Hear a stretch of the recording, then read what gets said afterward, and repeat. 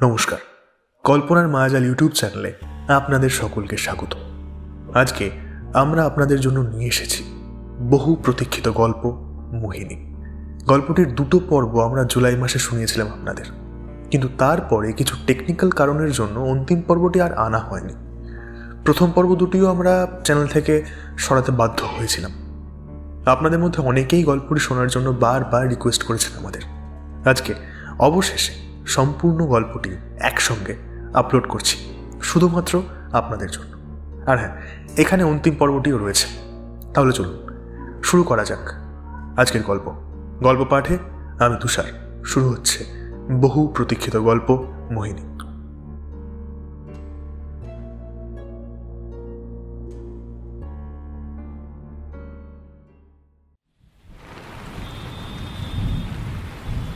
বলছি, আমি তোমার একটা হাফ প্যান্টের গেঞ্জি পরে নিলাম। সন্ধ্যা থেকেই ঝিরিঝিরি বৃষ্টি পড়ে চলেছে। মাঝে মধ্যে কয়েক মিনিটের জন্য থামছে ঠিকই, কিন্তু তারপর আবার শুরু হচ্ছে। ঘড়িতে এখন রাত 10টা। অভিরাজ ডিনার সেরে নিজের ঘরে এসে বসল। আজকে বেশ অনেক দিন পর রাতের বেলায় বাড়িতে তৈরি ভালো কিছু খেলো সে। অন্যদিন ম্যাগি নয়তো বাইরে থেকে কিছু একটা অর্ডার করে নেয়। বাড়িতে আর কেই বা রান্না করবে? আজকে বিকালে সুলগ্না এসেছিল ওর বাড়িতে, কিন্তু বৃষ্টি না থামার কারণে আর ফিরতে পারেনি। আজকে রাতটা এখানেই কাটাবে বলে স্থির করেছে সে। রান্নাটাও সেই করেছে নিজের হাতে। শুধু করেইনি, বলা যায় সুস্বাদু করেছে। সুলগ্নার এই গুণটার ব্যাপারে আগে থেকেই জানা ছিল অভিরাজের। তাই আজকে যখন তার হাতের রান্না খাওয়ার সুযোগ পেয়েছে, সেটা আর হাতছাড়া করতে চায়নি। ওদের সম্পর্কের বয়স 6 মাস চলছে। এই 6টা মাসে অভিরাজ অনেকবার গেছে সুলগ্নার ফ্ল্যাটে। সেখানে ওর হাতের রান্না করা খাবারও খেয়েছে, কিন্তু অভিরাজের বাড়িতে এই প্রথম আসলো সুলগ্না। থাকার প্ল্যানটা অবশ্য ছিল না, যদিও প্ল্যানটা মন্দ বলা যায় না। কি গো, কিছু বলছো না যে? বাইরে থেকে সুলগ্নার গলা ভেসে আসে। বারণ করলে কি পড়বে না? কথাটা বলে দরজার দিকে তাকায় অভিরাজ। দেখে ওর এক টি শার্ট আর হাফ প্যান্ট পরে দাঁড়িয়ে আছে সুলগ্না, মুখে একটা চওড়া হাসি। সব মিলিয়ে মিশিয়ে বেশ মিষ্টি লাগছে মেয়েটাকে। পড়ে নিয়ে তারপর জিজ্ঞাসা করছো? বেশ করেছি। তা করেছো বটে। আচ্ছা বলো তো, কেমন লাগছে আমায়? খুব বাজে। কি বললে তুমি? খুব বাজে। সুলগ্না নিজের হাতের মুঠো শক্ত করে এগিয়ে এসে দাঁড়ায় অভিরাজের সামনে। তারপর গাল ফুলিয়ে রাগতভাবে আবারও জিজ্ঞাসা করে, কি বললে? আমার বাজে লাগছে? অভিরাজ কোনো রকমে নিজের হাসি চেপে ওপরে নিচে মাথা দোলায়। ধ্যাৎ, আমি থাকবোই না এখানে। বৃষ্টির মধ্যেই চলে যাচ্ছি আমি। যাকে ভালো লাগে তাকে নিয়ে এসে রাখো বাড়িতে। আমি চললাম। নাক ফুলিয়ে কথাটা বলে 2-3 বার পা দাঁপিয়ে দরজার দিকে পা বাড়ায় সুলগ্না। আর ঠিক তখনই অভিরাজ ওকে পিছন থেকে চাপটে ধরে। এই ছাড়ো আমায়। আমার সঙ্গে আবার কি তোমার? হ্যাঁ, খুঁজে আনো তোমার যাকে সুন্দর লাগে। না, আমার তোমাকেই লাগবে। কেন আমাকে লাগবে? কেন? সবসময় কারণ খুঁজতে নেই, সব কিছুতে কারণ লুকিয়েও থাকে না। তাহলে কি লুকিয়ে থাকে শুনি? কি লুকিয়ে থাকে তা তো ভেবে দেখিনি। তাহলে ভেবে দেখেছোটা কি? আপাতত তেমন কিছু নয়, তবে ভেবে দেখবো না হয়। আচ্ছা সেসব বাদ দাও তো। ওই দেখো, ওদিকে তাকাও। কোন দিকে? ওই দেখো সামনে। নিজের ডান হাত তুলে সামনের দিকে ইশারা করে অভিরাজ। সুলগ্না ওর হাত লক্ষ্য করে সোজা তাকায়। দেখে একটা বেশ বড় সাইজের ডিম্বাকৃতির আয়না, চারিদিক থেকে কাঠের কারুকার্য করা। আয়নাটা বেশ পুরনো। অভিরাজের এইরকম পুরনো জিনিসপত্র কালেকশনের নেশা আছে আগাগোড়ায়। গত 3 দিন আগেই আয়নাটা অভিরাজ কিনে এনেছে। সুলগ্নাকে বলেও ছিল সে, ছবিও পাঠিয়েছিল, কিন্তু ঘরের মধ্যেই যে একটা দেওয়ালে আয়নাটা অভিরাজ লাগিয়েছে সেটা সুলগ্নার জানা ছিল না। ছবির মধ্যেই কিরকম যেন একটা লাগছিল আয়নাটা। অদ্ভুত, মুখে বলে প্রকাশ করা যায় না এমন একটা অশুভ ইঙ্গিত যেন। তবুও শখ করে কিনে এনেছে যদি খারাপ লাগে। তাই অভিরাজকে আর কিছু বলেনি সে। কিন্তু সামনাসামনি আয়নাটা দেখে আরো বেশি অদ্ভুত লাগলো সুলগ্নার। বুকের ভেতরটা কেমন যেন ছ্যাত করে উঠল। আয়নার মধ্যে ওদের দুজনের প্রতিবিম্ব ফুটে রয়েছে। সুলগ্না দাঁড়িয়ে আছে আর তাকে পিছন থেকে জড়িয়ে দাঁড়িয়ে আছে অভিরাজ। ওর থুতনিটা সুলগ্নার কাঁধের উপরে। দুজনেই তাকিয়ে রয়েছে আয়নাটার দিকে। কি দেখবো ওদিকে? ওদিকে তো আয়না, এর ছবিও তো পাঠিয়েছিলে তুমি আমায়। শুধু আয়নাটাই দেখলে? আর তার মধ্যে দাঁড়িয়ে থাকা মানুষগুলোকে দেখলে না? সেই আর নতুন কি, সেই তো আমরাই। তা বলিনি। তাহলে? আয়নায় দেখা যাচ্ছে একটা মেয়েকে, যার নাম সুলগ্না। তাকে পিছন থেকে জাপটে ধরে দাঁড়িয়ে রয়েছে একটা ছেলে। তার চোখে মুখে একটা মুগ্ধতা, নেশা নেশা ভাব। আচ্ছা, তার যদি সুলগ্নাকে নাই ভালো লাগতো তাহলে সে কেন জড়িয়ে থাকতো তাকে? আর চোখে মুখে ওই রকম মুগ্ধতা, নেশা নেশা ভাবটাই বা কেন লেগে থাকতো বলতে পারো? সুলগ্নার কাছে আর কোনো উত্তর থাকে না দেওয়ার মতো। সে নরম হয়ে আসে, ঘুরে দাঁড়ায় অভিরাজের দিকে। কারণ ছেলেটার চোখে সুলগ্নাকে সবসময় সুন্দর লাগে। সে সুলগ্না সেজে গুজেই থাকুক কিংবা এলোমেলো ভাবে, তাহলে সেই ছেলেটা সুলগ্নাকে ছেড়ে কিভাবে অন্য সুন্দরীর কাছে যাবে? সুলগ্নাই সবচেয়ে বেশি সুন্দরী তার কাছে। আর যখন বয়স হবে, মাথার চুল পাকবে, গায়ে হাতের চামড়া জড়িয়ে আসবে, তখন? আমার চোখে তুমি 6 মাস আগেও যেমন ছিলে, এখনো তাই আছো, আর আগামী দিনেও থাকবে। সুলগ্না অভিরাজের বুকের উপরে মাথা রাখে। অভিরাজ নিজের বাঁধন আরো শক্ত করে। শান্তিতে দুজনেরই চোখ বুজে আসে। আর ঠিক তখনই ঘটে ঘটনাটা। আয়নার ভেতরে ধীরে ধীরে লাল রঙের একটা ধোঁয়া জমাট বাঁধতে শুরু করে। ওদের দুজনের প্রতিবিম্বটা মুছে যেতে থাকে, কিন্তু কেউই সেটা খেয়াল করে না।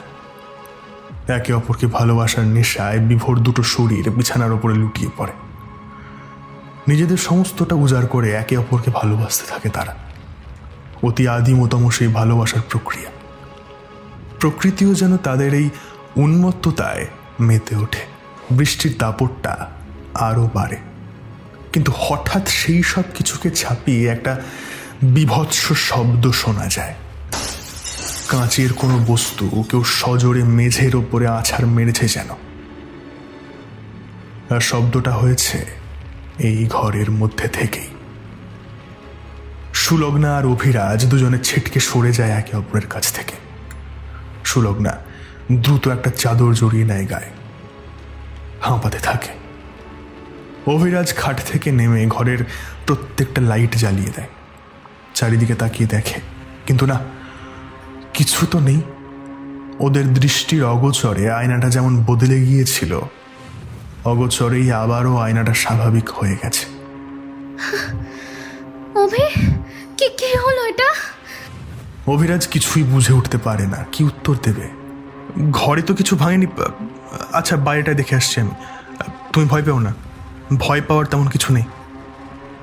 কথাটা বলেই ঘরের বাইরে বেরিয়ে যায় অভিরাজ। কিন্তু সুলগ্নার চোখ পড়ে আয়নাটার দিকে। আবার ওর বুকের ভেতরটা আগের মতোই ছ্যাত করে ওঠে। সেই অদ্ভুত একটা অনুভূতি ওকে ধীরে ধীরে আবার গ্রাস করতে শুরু করে। গায়ের সমস্ত লোম খাড়া হয়ে যায় তার। ওর মনে হতে থাকে আয়নাটার মধ্যে কেউ যেন একটা রয়েছে, যে একভাবে চেয়ে রয়েছে তার দিকে, অভিরাজের দিকে। কিন্তু তার দৃষ্টি মঙ্গলজনক নয়, একেবারেই নয়।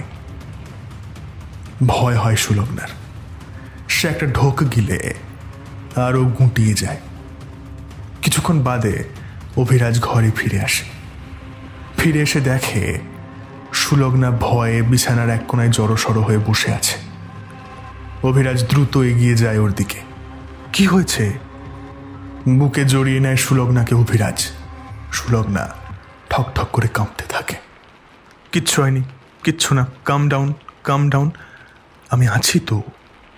দেখে আসলাম বাইরে থেকে, কিছুই হয়নি। হয়তো ছাদে টপ ফপ কিছু একটা পড়েছে, ওটারই আওয়াজ হয়েছে। সুলগ্নার মাথায় হাত বোলাতে থাকে অভিরাজ। ওই আয়নাটা বাইরে বার করো প্লিজ। ওটা ওটা আমার ভালো লাগছে না, কিছু একটা খারাপ ব্যাপার আছে ওটার মধ্যে। অভিরাজ অবাক হয়। আয়না? ওর মধ্যে খারাপ কিছু?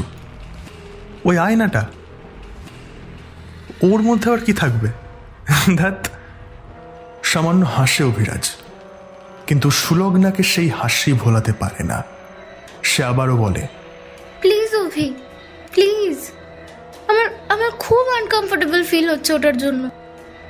সুলগ্নার গলায় একটা অনুরোধের সুর অনুভব করে অভিরাজ।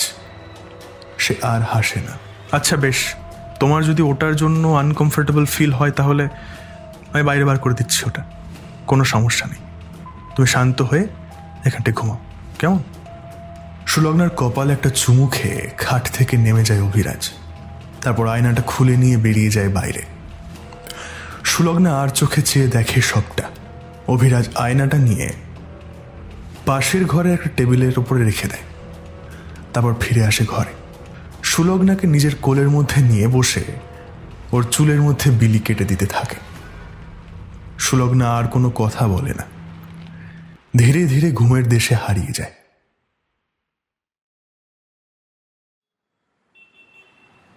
মাঝে মধ্যে অ্যান্টিক শপে ঢু মারা এবং সেখান থেকে পুরনো জিনিসপত্র সংগ্রহ করা অভিরাজের এক প্রকার অভ্যাস কিংবা নেশা বলা যায়। আজকেও সেই নেশার চোটেই ঘনশ্যামদার অ্যান্টিক শপে এসেছে অভিরাজ।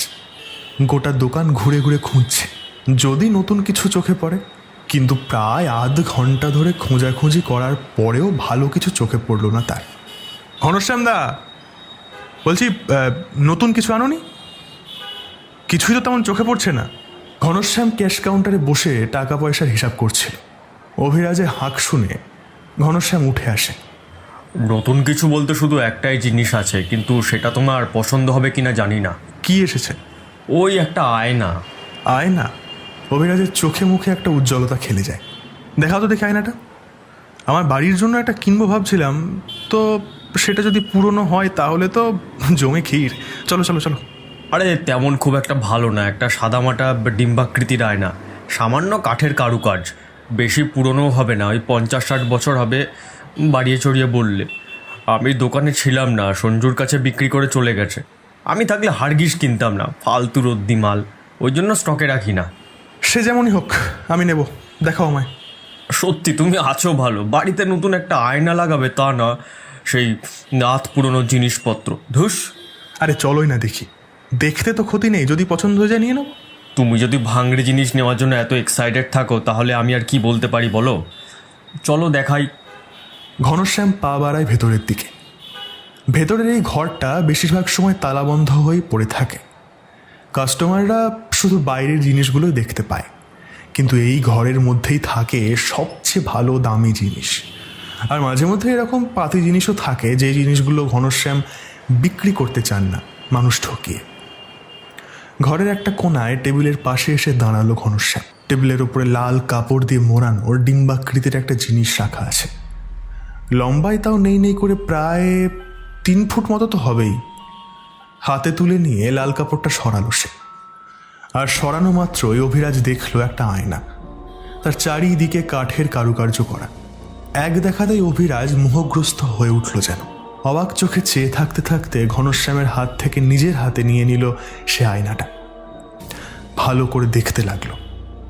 এটার জন্য তোমায় কত দিতে হবে ঘনশ্যামদা? কত আর দেবে, দিও যা একটা মন চায়, এমনিতেও তো টান মেরে ফেলে দিতাম। এত ভালো জিনিস কেউ টান মেরে ফেলে? কি জানি বাবু, তুমি এটার মধ্যে কি এমন দেখতে পেলে। যাকে যাক, চলো ক্যাশ কাউন্টারে চলো, প্যাক করে দিচ্ছি, আসো আসো। ঘনশ্যাম এগিয়ে যায় ক্যাশ কাউন্টারের দিকে।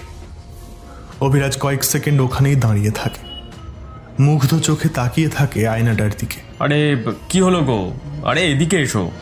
ঘনশ্যাম হাঁক ছাড়ে। অভিরাজ যেন একটা ঘোরের মধ্যে চলে গিয়েছিল। এইবার তার হুঁশ ফেরে। আয়নাটা এক প্রকার বগল দাবা করে এগিয়ে যায় সে। সুলগ্না চলে গেছে সকালেই। অভিরাজও বাড়িতে ছিল না। একটা সাইট ভিজিট করার ছিল। সে পেশায় একজন আর্কিটেক্ট। বাড়িতে যখন ফিরলো তখন ঘড়িতে রাত 9টা বেজে আরও 10-20 মিনিট হয়তো গড়িয়ে গেছে। প্রত্যেক দিনের মতো বাইরে থেকে আনা খাবার খেয়ে বিছানায় আস্তে আস্তে 10টা পার। বিছানায় শরীরটা এলিয়ে দিতেই অভিরাজের ফোনটা বেজে ওঠে। ও না দেখেও বলে দিতে পারে কলটা কার। এই সময় সুলগ্না ছাড়া আর কেউ হতেই পারে না। ফোনটা রিসিভ করে সে। বাড়ি ফিরেছ? ডিনার হয়েছে? এই মাত্র। টায়ার্ড আছো? হ্যাঁ, খানিকটা বলা যায়। তাহলে আমি রাখছি, রেস্ট নাও। Dinner complete? Complete. Okay, good night. এই শোনো না। অভিরাজ ফোনটা রাখতেই যাচ্ছিল, এমন সময় ফোনের ওপাশ থেকে সুলগ্নার কণ্ঠস্বর ভেসে আসে। বলো। রাগ করবে না তো? তোমার কোন কথাটা আমি রাগ করি? আজ অবধি করেছি? না, সেটা না, তবুও। বলো বলো, ভনিতা করো না। বলছি যে সুলগ্না একটু সময় নেয়। আমি জানি পুরনো জিনিস কিনে ঘরে সাজানো তোমার অনেক বড় একটা শখ, তাই তুমি অনেক কিছুই কেনো, বাড়িতে সাজাও। আমারও ভালো লাগে, বিশ্বাস করো। তুমি আরো কেনো, আরো সাজাও, আমি বারণ করব না, কিন্তু আবার একটু থামে সুলগ্না। কিন্তু ওই ওই আয়নাটা আমার একদম ভালো লাগছে না। ওই আয়নাটাকে প্লিজ, ওটা তুমি বাড়িতে রেখো না তো, কাউকে দিয়ে দাও, নয়তো কিছু একটা করো, বাট ওটা রেখো না বাড়িতে প্লিজ। অভিরাজ হো হো করে হেসে ফেলে। তোমার হাসি পাচ্ছে? আমি কিন্তু আড্ডা মারছি না, আই এম সিরিয়াস। আচ্ছা আচ্ছা, বেশ বুঝলাম, কিন্তু কি সমস্যা ওটায়? খারাপ কিছু তো? আরে আছে, নিশ্চয়ই আছে। খারাপ কিছু আছে বলে তো বলছি, নাকি ওটা বাড়ির মধ্যে রাখাটাই ঠিক নয়। তুমি পারলে যাও, এক্ষুনি ওটাকে বাড়ির বাইরে রেখে এসো। সুলগ্নার কণ্ঠস্বরটা আরো দৃঢ় হয়।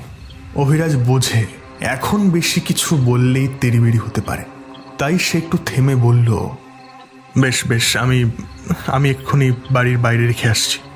রাগ করছো কেন? চিল চিল। তোমার কোন কথাটা আমি শুনি না বলো তো? রেখে আসছি নয়, রেখে এসো।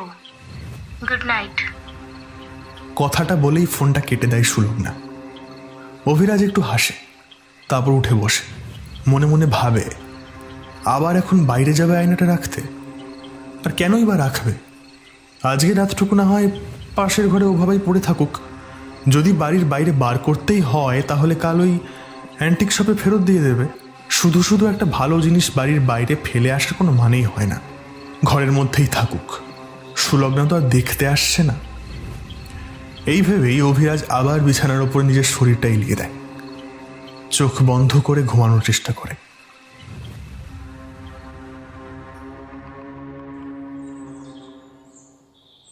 ব্রেকফাস্ট শেষ করে বারান্দার সোফার উপরে বসেছিল সুলগ্না। গতকাল বিকালে সে এসেছিল অভিরাজের বাড়িতে, কিন্তু বৃষ্টির জন্য আর ফিরতে পারেনি। তাই সকাল সকাল ঘুম থেকে উঠে নিজের জন্য এবং অভিরাজের জন্য ব্রেকফাস্ট তৈরি করেছে সে নিজে হাতে। অভিরাজ খেয়েই বেরিয়ে যাবে, কয়েকটা সাইট ভিজিট করার আছে।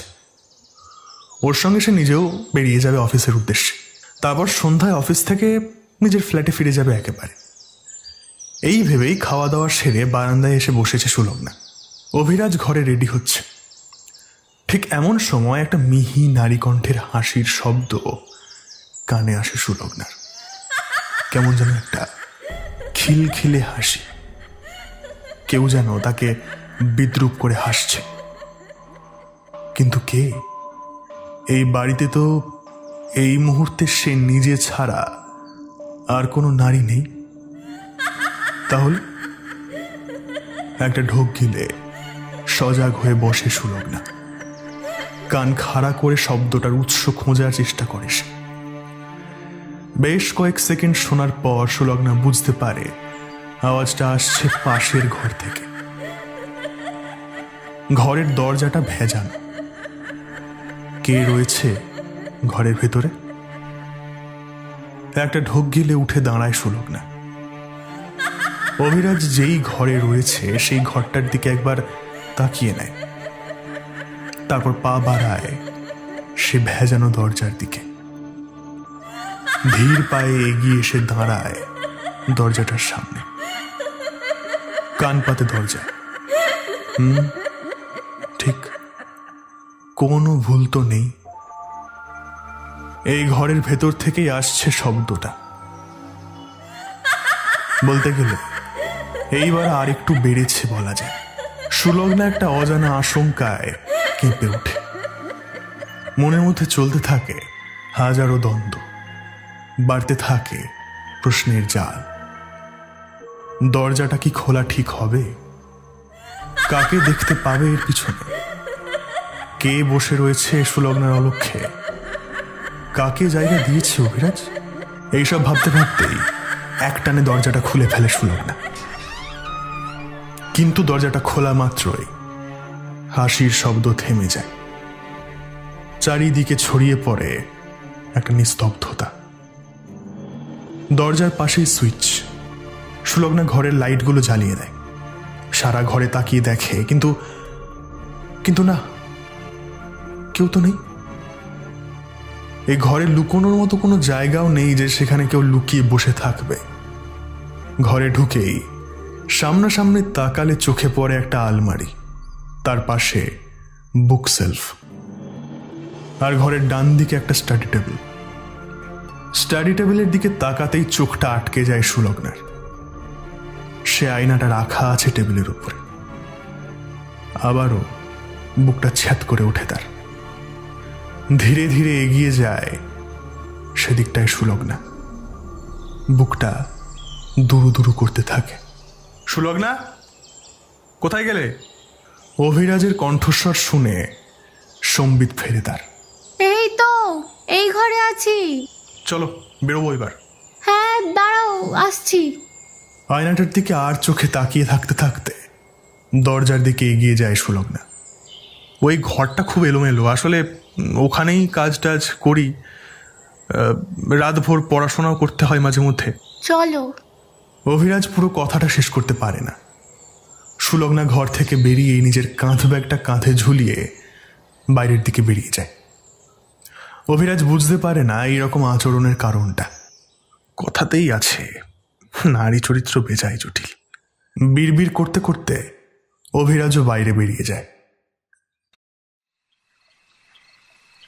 চোখ দুটো প্রায় লেগে এসেছিল। ঠিক এমন সময় হঠাৎ একটা কান্নার শব্দ পায় অভিরাজ। চোখ মেলে তাকায় সে। ঘুমের ঘরে ভুল শুনল কি? ভালো করে কান পেতে শোনার চেষ্টা করে। না, কোনো ভুল নয়, সত্যিই একটা কান্নার আওয়াজ শোনা যাচ্ছে, তাও আবার নারী কণ্ঠ। কিন্তু কোত্থেকে? অভিরাজের বাড়িতে তো কোনো নারী নেই, সে তো একা থাকে। তাহলে তিরিং করে খাটের উপরে উঠে বসে অভিরাজ। বুঝতে পারে আওয়াজটা বাইরে থেকে আসছে। খাট থেকে নিচে নেমে দাঁড়ায় সে। ঘরের এক কোণে একটা বড় ট্রাইপড পড়েছিল, ওটা তুলে নেয় হাতে। শক্ত করে ধরে ধীর পায়ে বেরিয়ে আসে ঘরের বাইরে। ভালো করে কান পাতারও আর কোনো দরকার নেই। যে কোনো মানুষ চোখ বন্ধ করে বলে দিতে পারবে আওয়াজটা আসছে পাশের ঘর থেকে। সেদিকেই এগিয়ে যায় অভিরাজ। দরজায় কান পেতে একবার কনফার্ম হয়ে নেয়। হ্যাঁ ঠিক, এই ঘরের ভেতরেই রয়েছে সেই ব্যক্তি। এক ধাক্কায় দরজাটা খুলে দেয় অভিরাজ। দরজার পাশে থাকা সুইচ বোর্ডের সুইচ টিপে ঘরের আলো জ্বালিয়ে দেয়। আর জ্বালাতেই সে অবাক হয়ে যায়। ঘর ফাঁকা। কোনো নারীর কান্না তো দূরে থাক, তার একটা চুল অবধিও নেই। কিন্তু তখনই অভিরাজের চোখ যায় আয়নাটার উপরে। কিরকম যেন একটা দ্যুতি বেরোচ্ছে আয়নাটার ভেতর থেকে। ভয় হয় অভিরাজের। একটা ঢোক গেলে আয়নাটার সামনে এসে দাঁড়ায় সে। ভালো করে দেখতে থাকে। দেখতে দেখতে আনমনে আয়নাটা নিজের হাতে তুলে নেয় অভিরাজ। আর তুলে নিতেই ওর গোটা শরীর কেঁপে ওঠে। মস্তিষ্কের মধ্যে থেকে যেন কারেন্ট দৌড়ে যায়, কি যেন একটা হয়ে যায় তার।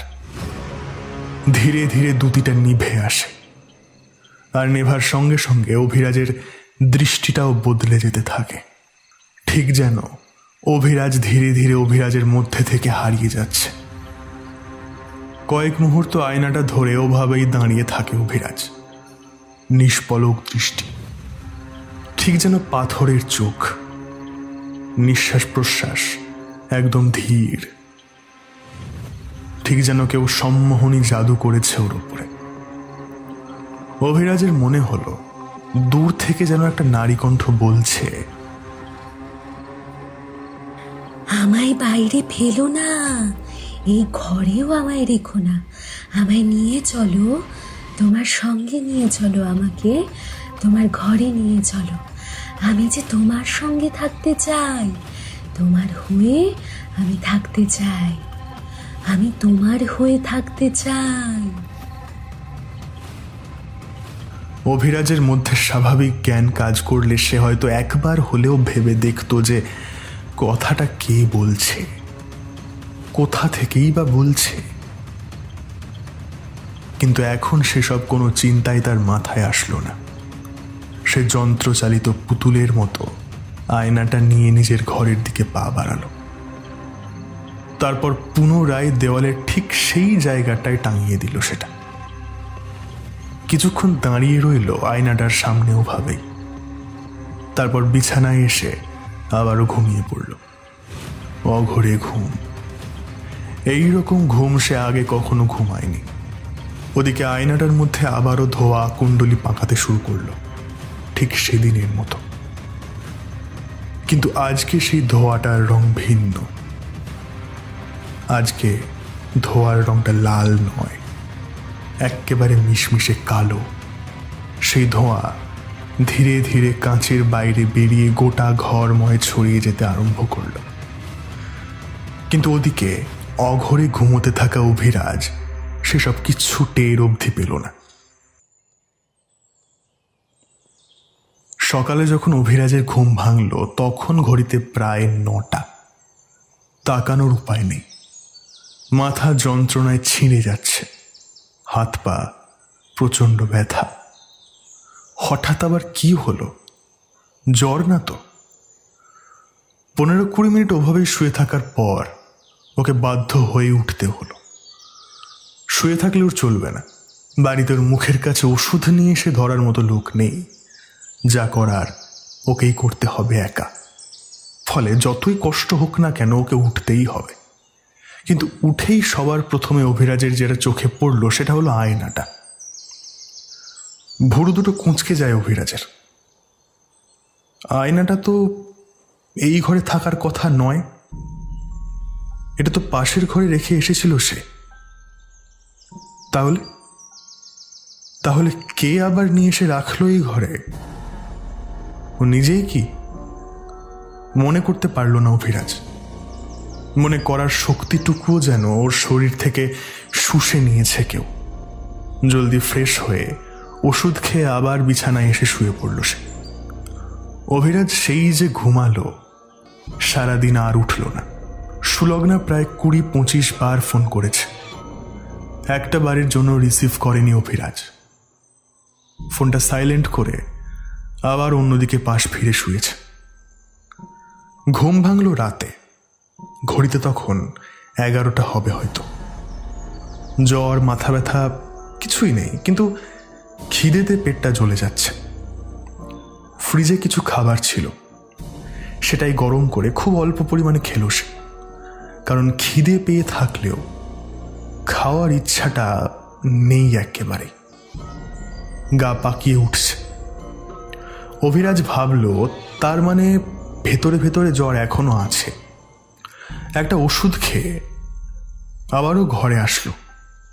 ফোনটা হাতে নিতে একেবারে ইচ্ছা হলো না তার, তাই খাটের ওপরে এমনি চোখ বুজে শুয়ে থাকলো। ঘুম আসছে না। সারাদিন ধরে ঘুমোলে কি আর ঘুম আসে? অভিরাজ, এই অভিরাজ। একটা ক্ষীণ নারী কণ্ঠের ডাক কানে আসলো অভিরাজের। হঠাৎ এইরকম একটা ডাক শুনে অভিরাজের ভয় হওয়ার কথা, কিন্তু ভয়ের বদলে ওর শরীরটা রোমাঞ্চিত হয়ে উঠল এক অনাবিল কামুক স্রোতের ঢেউয়ে। সারা ঘরময় ছড়িয়ে গেল একটা গন্ধ, মিষ্টি একটা গন্ধ। সেই গন্ধে যেন ঘুমের ওষুধ মেশানো রয়েছে। অভিরাজ,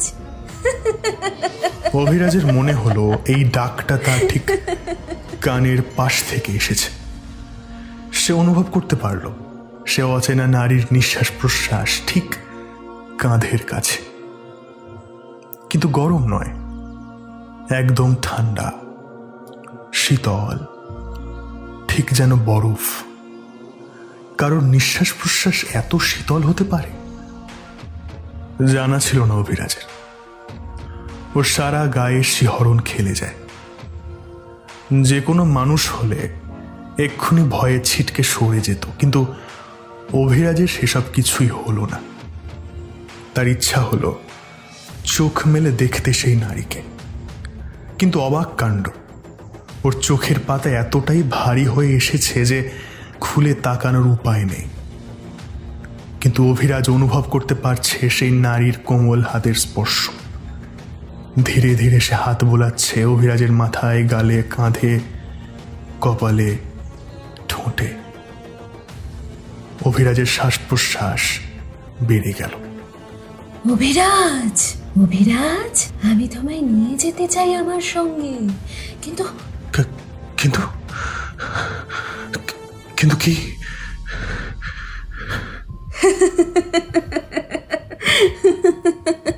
কিন্তু কিন্তু তুমি কি যাবে আমার সঙ্গে? তোমার তো এখানে অনেক কাজ, সেসব ফেলে তুমি যাবে? আমি আমি না না, কোনো তাড়াহুড়ো নেই। অভিরাজ অনুভব করলো তার ঠোঁটের ওপরে সেই নারীর আঙুল। সে চুপ করাতে চাইছে অভিরাজকে। কোনো রকম তাড়াহুড়ো নেই, আমি আছি তো তোমার কাছে। তুমি সময় নিয়ে আমাকে সব জানিও। আমি কালকে আবার আসবো, কেমন? না না না, তুমি তুমি যেও না, তুমি তুমি যেও। অভিরাজ ধরফরিয়ে উঠে বসলো বিছানার উপরে। এতক্ষণে সে নিজের চোখ খুলতে সক্ষম হয়েছে। হাঁপাতে লাগলো অভিরাজ। এগুলো হচ্ছিল কি তার সাথে? কে ওই নারী? কোথায় নিয়ে যেতে চাইছিল অভিরাজকে? সবটাই কি তাহলে স্বপ্ন ছিল? জ্বরের ঘোরে এইসব স্বপ্ন দেখল? তাই হবে হয়তো, নইল ওই নারী এত তাড়াতাড়ি গেল কোথায়? আর ওই গন্ধটাই বা গেল কোথায়? অভিরাজ ফোনটা হাতে নিল, দেখল সুলগ্না আরো বেশ কয়েকবার ফোন করেছে ইতিমধ্যেই। এখন কল ব্যাক করবে? এত রাতে কল ব্যাক করাটা কি ঠিক হবে? ঘুমোচ্ছে হয়তো, শুধু শুধুই বিরক্ত হবে। এই ভেবেই ফোনটা বালিশের পাশে রেখে আবার শুয়ে পড়ল অভিরাজ। পরের দিন সকালেও সেই একই ঘটনার পুনরাবৃত্তি হলো। আবারও গায়ে, হাতে, মাথায় প্রচন্ড ব্যথা এবং চোখ মেলে তাকানোর শক্তি নেই। শরীরটা যেন আজ আরো বেশি দুর্বল। ডাক্তারের কাছে যাওয়ার শক্তিটুকু অবশিষ্ট নেই তার মধ্যে। কোনো উপায় না দেখে বিছানার মধ্যেই শুয়ে থাকল অভিরাজ।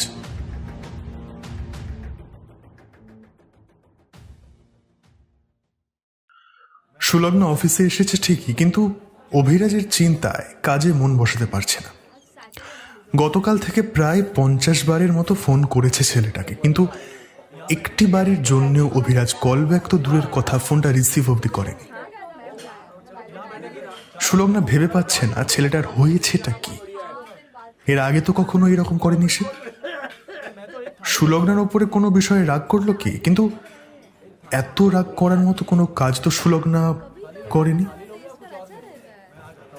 আচ্ছা, অভিরাজ ঠিক আছে তো? ওর শরীর খারাপ হয়নি তো? একটা অজানা ভয় আতঙ্ক ধীরে ধীরে গ্রাস করতে লাগলো সুলগ্নাকে। যদি অভিরাজের সত্যি কিছু হয়ে থাকে তাহলে কি একবার অভিরাজের বাড়িতে যাওয়া উচিত সুলগ্নার? হ্যাঁ হ্যাঁ, সেই বরং ভালো হবে। আজকে দুপুরে একটা মিটিং রয়েছে, সেই মিটিং সেরেই বিকালের ট্রেনে রওনা দেবে সে। আজ থেকে 6-7 মাস আগে একটা বিয়ে বাড়িতে প্রথম দেখা হয়েছিল সুলগ্না আর অভিরাজের, কমন ফ্রেন্ডের বিয়ে। সেখান থেকেই যে কিভাবে কি হলো সেটা ওদের দুজনের মধ্যে কারোরই জানা নেই। মানুষ শুধু শুধুই প্রেমটা জটিল বানিয়ে রেখেছে, কিন্তু আসলে বিষয়টা একেবারেই জটিল নয়। যখন সঠিক মানুষের জীবনে আসার হয় তখন সেই মানুষটা আপনা আপনি জীবনে চলে আসে।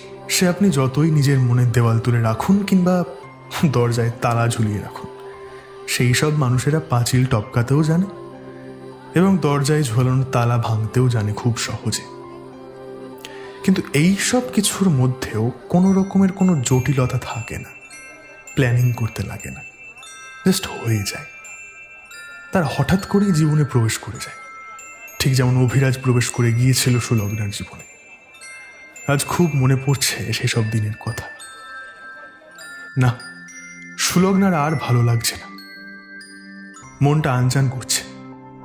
এই রকম অবস্থায় মিটিং অ্যাটেন্ড করাটাও খুব চাপের হয়ে যাবে ওর পক্ষে, কিন্তু কিছু করারও নেই।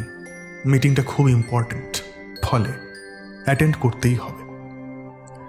এখন যদি কোনোভাবে অভিরাজের খবর পেত সে, তাহলে হয়তো মনটা কিছুটা হলেও শান্ত হতো, কিন্তু কোত্থেকে পাবে? আরো একবার কল করার জন্য ফোনটা হাতে নেয় সে, লাগায় কল, 1 বার 2 বার 3 বার, কিন্তু না, আবারও রিং হয়ে হয়ে কেটে যায় ফোনটা। ওপাশের ব্যক্তি রিসিভ করে না। সুলগ্নার চিন্তা উত্তরোত্তর বাড়তে থাকে। ধ্যাৎ, কি যে হলো ভগবান, প্লিজ দেখো যেন সবকিছু ঠিক থাকে। মনে মনে কথাটা বলে একটা বড় করে শ্বাস নেয় সুলগ্না। ঘড়ির দিকে তাকিয়ে দেখে মিটিংয়ের জন্য আর খুব বেশিক্ষণ বাকি নেই। না চাইতেও আবারও ল্যাপটপে মাথা গুঁজে দেয় সে। আর ঠিক তখনই তার ফোনটা বেজে ওঠে। দেখে অভিরাজের কল। দ্রুত কলটা রিসিভ করে সে। হ্যালো, এই তুমি কোথায়? কাল থেকে কতবার ফোন করেছি, তোলোনি কেন? তো তুমি ঠিক আছো তো? অভিরাজের তরফ থেকে কোনো উত্তর আসে না। অভি, কি হয়েছেটা কি তোমার? কি আর হবে? তাহলে কাল থেকে ফোন তুলছো না কেন? আর গলাটা এরকম কেন শোনাচ্ছে? আমার তো মনে হচ্ছে না যে তুমি ঠিক আছো। আসলে ব্যস্ত ছিলাম খুব, এখন একটু টায়ার্ড আছি, ওই জন্য হয়তো এরকম শোনাচ্ছে। ব্যস্ত তো আমিও আছি গো, কিছুক্ষণ পরেই মিটিং, তবুও তোমায় ফোন করলাম। আর তুমি সারা দিন সময় পেলে না একবারের জন্য? চিন্তা হয় সেটা কি তুমি জানো না? কই, আগে তো এরকম করতে না। ওকে ওকে, বাই। মানে? এই তো বললে তোমার মিটিং আছে। এই কথাটা শুনে সুলগ্না প্রচন্ড নিরাশ হয়। সে নিজের সময় বার করে কথা বলছে আর অভিরাজ ওকে অ্যাভয়েড করছে। কই, এইরকম তো অভিরাজ আগে কখনো করেনি। অভি, অভি, তুমি কি সত্যিই ঠিক আছো? আমার কিন্তু একবারের জন্য মনে হচ্ছে না তুমি ঠিক আছো। আমি মিটিং শেষ করে আজকে রাতে তোমার বাড়িতে যাচ্ছি। এই না না না না না, আসার একদম কোনো দরকার নেই। রাতে অনেক কাজ রয়েছে আমার। আমি আমি একদম ঠিক আছি, তুমি মিটিং এ ফোকাস করো, বাই। সুলগ্নার উত্তরের অপেক্ষা না করে ওর মুখের উপরে ফোনটা কেটে দেয় অভিরাজ। এই রকম আচরণ এর আগে কখনো অভিরাজের থেকে পায়নি সুলগ্না, এই প্রথম। কিন্তু এর কারণটা সে বুঝতে পারল না, মনে মনে একটু কষ্টই পেল। যার জন্য এত চিন্তা করছে সে এভাবে তাকে অবজ্ঞা করছে, কিন্তু কেন? কিছুই মাথায় ঢোকে না সুলগ্নার। ঘুম ভাঙার পর থেকে মাথাটা ঝিম ধরেছিল অভিরাজের। জ্বর নেই, তবে গায়ে হাতে সামান্য ব্যথা আছে। এইরকম জ্বর এর আগে কখনো হয়নি ওর। এতটাই জ্বর এসেছে যে এই গত 2 দিন ওর সঙ্গে কি কি ঘটেছে সেসব কিচ্ছু মনে নেই ওর। সব কেমন যেন শিরিষ কাগজ দিয়ে ঘষে দিয়েছে কেউ। ফোনটা হাতে তুলে দেখছিল সুলগ্নার অনেকগুলো মিসড কল ব্যাক করেছিল ঠিকই, কিন্তু কথা বলতে ইচ্ছা হয়নি। কিরকম যেন খাপছাড়া লাগছিল। সুলগ্নার কথাই শুনতে ইচ্ছা করছিল না অভিরাজের, তাই বেশি কথা বাড়ায়নি। 2-1টা কথা বলেই ফোনটা রেখে দিয়েছিল সে। সুলগ্নার প্রতি কেমন যেন একটা ডিট্যাচমেন্ট অনুভব করছে অভিরাজ। এইরকম এর আগে কখনো অনুভব করেনি, কিন্তু এখন করছে। শুধু মনে হচ্ছে সুলগ্না তো ওর না, ওর জন্য অন্য একজন অপেক্ষা করে বসে রয়েছে। সে সুলগ্নার চেয়েও বেশি ভালোবাসবে ওকে, ভালোবাসায় ভরিয়ে রাখবে। সে আসবে, আজকে রাতেই আসবে, অভিরাজকে ভালোবাসবে। কিন্তু সেটা কে? অভিরাজের সঙ্গে কিভাবে পরিচয়? তাকে দেখতে কেমন? কিচ্ছু জানে না অভিরাজ। অভিরাজ শুধু চেনে তার স্পর্শ, জানে তার কণ্ঠস্বর। ওইটুকুতেই অভিরাজ বিভোর হয়ে রয়েছে, ঠিক যেন মহুয়ার নেশায় বিভোর কোনো ব্যক্তি। বিছানা ছেড়ে উঠে আয়নাটার সামনে গিয়ে দাঁড়ালো অভিরাজ। গালে 2 দিনের না কামানো খোঁচা খোঁচা দাড়ি, চোখের নিচে কালি, শরীরটাও খুবই দুর্বল দেখাচ্ছে ওর, যেন কেউ দেখলেই ভয় পেয়ে যাবে ওকে। জ্বর তো সবারই হয়, কিন্তু 2 দিনের জ্বরে শরীরের এই অবস্থা সচরাচর দেখা যায় না। কেউ যেন ওর শরীর থেকে রক্ত চুষে নিয়েছে, মাংসপেশি থেকেও মাংস নিংড়ে নিয়েছে। অন্য সময় হলে অভিরাজ নিজেও নিজের এই অবস্থা দেখে ভয় পেয়ে যেত। ও আগাগোড়ায় খুবই স্বাস্থ্য সচেতন, কিন্তু এখন অভিরাজের কোনো চিন্তা হলো না। ডাক্তারের কাছে যাওয়ার ইচ্ছাও হলো না। আয়নার দিকে তাকিয়ে থাকতে থাকতে মিচকি হাসলো অভিরাজ, যেন ও চাইছে শরীরটা আরো বেশি করে দুর্বল হয়ে পড়ুক। ওর মন বলছে শরীর যত দুর্বল হবে সেই অপরিচিতা ওকে ততই ভালোবাসবে। যথারীতি রাত হলো। অভিরাজের আবারও জ্বর বাড়ল এবং আবারও বিছানার এক কোনায় জড়সড় হয়ে পড়ে রইল সে। রাত যত গভীর হলো জ্বরের তীব্রতাও ততই বাড়তে লাগলো। তারপর একটা সময় আবারও ধীরে ধীরে গোটা ঘরময় ছড়িয়ে পড়তে লাগলো সেই মিষ্টি গন্ধটা। অভিরাজ এতক্ষণ জ্বরের ঘোরেও নিজেকে বহু কষ্টে জাগিয়ে রেখেছিল। চোখের পাতা বন্ধ হয়ে যাচ্ছিল, কিন্তু ঘুমায়নি। কোনো রকমে চোখের পাতা খুলে রেখেছিল, কারণ জ্বরের ঘোরের চেয়েও বেশি অভিরাজের অদম্য ইচ্ছা সেই অপরিচিতা নারীকে আজ নিজের স্বচক্ষে দেখা। কিন্তু এই গন্ধটা সবকিছু বিগড়ে দিল এক পলকের মধ্যে। চোখের পাতা আপনা আপনি বুঝে এলো অভিরাজের। একটা অবচেতন ঘোরে ও আবিষ্ট হয়ে পড়ল। বিষয়টা অনেকটা এইরকম যে অভিরাজ সম্পূর্ণ ঘুমে নিমজ্জিতও হয়ে যায়নি, আবার জেগেও নেই। অর্থাৎ সবকিছুই শুনতে পারছে, বুঝতে পারছে, অনুভব করতে পারছে, শুধু মস্তিষ্কটা শিথিল হয়ে এসেছে। কোনো রকমের কোনো প্রতিক্রিয়া করতে পারছে না, এবং চোখ মেলে তাকানোটাও একটা খুবই কঠিন কাজ। ঠিক এমন সময় অভিরাজ অনুভব করে খাটের উপরে ও একা শুয়ে নেই। ওর ঠিক পাশে আরও একজন ব্যক্তি রয়েছে। তার শীতল নিঃশ্বাস এসে পড়ছে অভিরাজের একদম কানের কাছটায়, ঠিক গতকাল রাতের মতো। উত্তেজনায় সারা শরীর এক প্রকার কেঁপে উঠল অভিরাজের। অভিরাজ, এই অভিরাজ! কান দুটো সজাগ হয়ে উঠল অভিরাজের। ও কান খাড়া করে রইল। অভিরাজ, আমি এসেছি অভিরাজ, আমি এসেছি।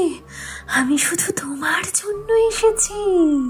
তোমায় নিয়ে যেতে চাই একটা অন্য জগতে।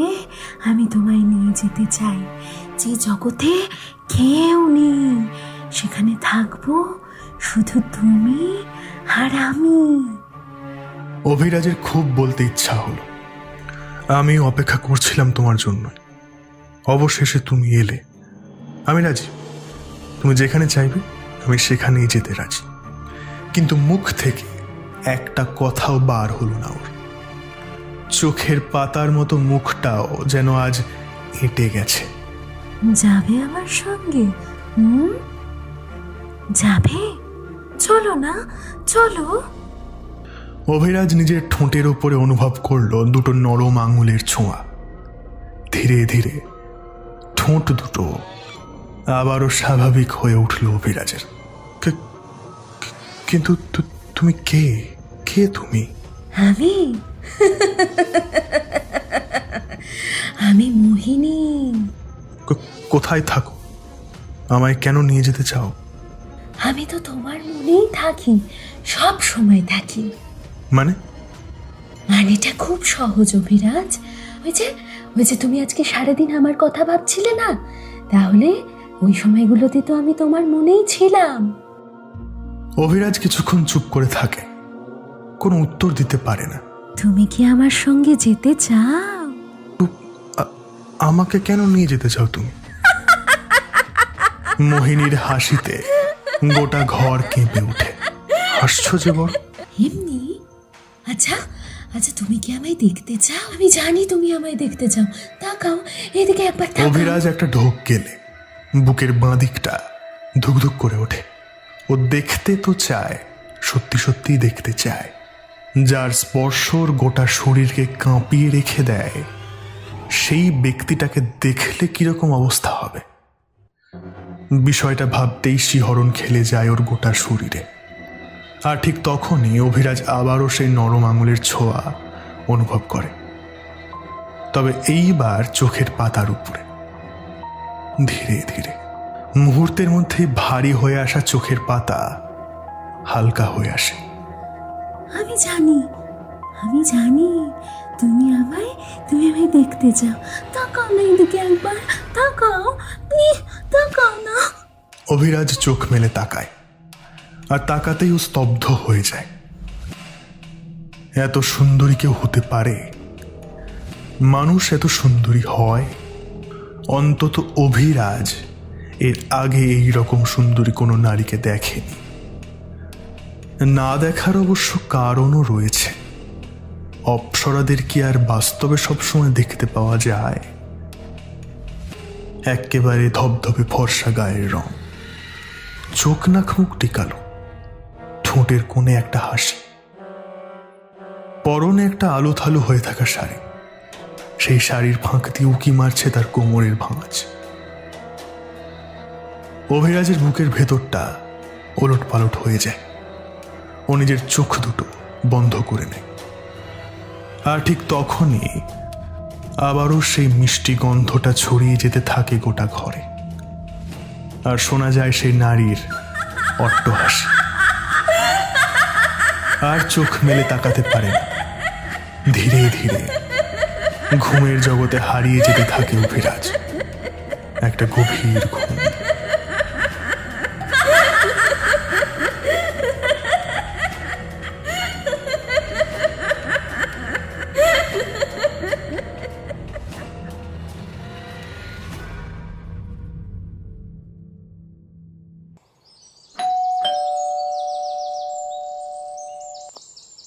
কোথায় গেল? এতবার কলিং বেল বাজালাম, ডাকলাম, কোনো সারা শব্দ নেই। এদিকে বাড়ির দরজাটাও খোলা। দরজাটা সামান্য ফাঁক করে বাড়ির ভেতরে ঢুকে আসে সুলগ্না। দরজাটা ভেতর থেকে বন্ধ করে দেয়। দরজা খুলে রেখে দিয়েছে, এতটা কেয়ারলেস তো অভিনয়। নিজের মনে কথাগুলো বিড়বিড় করতে করতে ঘরের দিকে পা বাড়ায় সুলগ্না। বারান্দায় এসে আবারও হাঁক ছাড়ে। অভি, অভি। সুলগ্না দেখে শোয়ার ঘরের দরজাটা হাট করে খোলা। তাহলে কি অভি ঘুমোচ্ছে? কিন্তু অভির ঘুম তো এত গাঢ় নয়। ঘরের ভেতরে ঢুকে আসে সুলগ্না। সে অবাক হয়, অভিরাজ সত্যি সত্যি ঘুমিয়ে আছে উপুর হয়ে। কিন্তু এই অসময়ে ঘুমোচ্ছে কেন অভি? আর ফোনটা গতকাল থেকে সুইচ অফ করেই বা রেখেছে কেন? অভি, এই এই অসময়ে ঘুমাচ্ছ কেন? তোমার কি শরীর খারাপ? ফোনটাও সুইচ অফ করে রেখে দিয়েছো কখন থেকে? কি গো? কথাটা বলতে বলতে খাটের উপরে উঠে আসে সুলগ্না। অভিরাজের পিঠের উপরে হাত রাখে, আর রাখা মাত্রই ছ্যাঁকা খায়। অভিরাজের শরীর জ্বরে পুড়ে যাচ্ছে। সুলগ্নার মুখের রং মুহূর্তের মধ্যেই বিবর্ণ হয়ে যায়। অভিরাজের কাঁধ ধরে দুবার ঝাঁকায় সুলগ্না, তবুও কোনো সারা শব্দ দেয় না অভিরাজ। সুলগ্না আরো ভয় পেয়ে যায়। এ বাবা, অভি, তোমার তো গা জ্বরে পুড়ে যাচ্ছে। অভিরাজের অচৈতন্য দেহটা জোর করে উপর থেকে সোজা করে নিজের কোলের উপরে তুলে নেয় সুলগ্না। আর তুলতেই কয়েক সেকেন্ডের জন্য বুকের ভেতরটা খালি হয়ে যায় তার। সে দেখে ঘুমন্ত অভিরাজের চোখের নিচে কালি, চোখ দুটো যেন কোটরের মধ্যে ঢুকে গেছে। দুই গালের মাংসগুলো বসে হাড় উঠে রয়েছে উপরের দিকে। মুখ ভর্তি খোঁচা খোঁচা দাড়ি, পেট একেবারে শুকিয়ে আছে। এ কি অবস্থা হয়েছে অভিরাজের? কিভাবে বাঁধলো এরকম জ্বর? আর বাঁধলেও বা অভিরাজ তাকে জানায়নি কেন? সুলগ্না কি করবে বুঝতে পারে না। দ্রুত জল নিয়ে এসে মাথায় জলপট্টি দিতে থাকে। বারবার অভিরাজের ঘুমন্ত শরীরটা ধরে ঝাঁকাতে থাকে। অভি, অভি, চোখ খোলো। কি গো, শুনতে পাচ্ছ? অভি।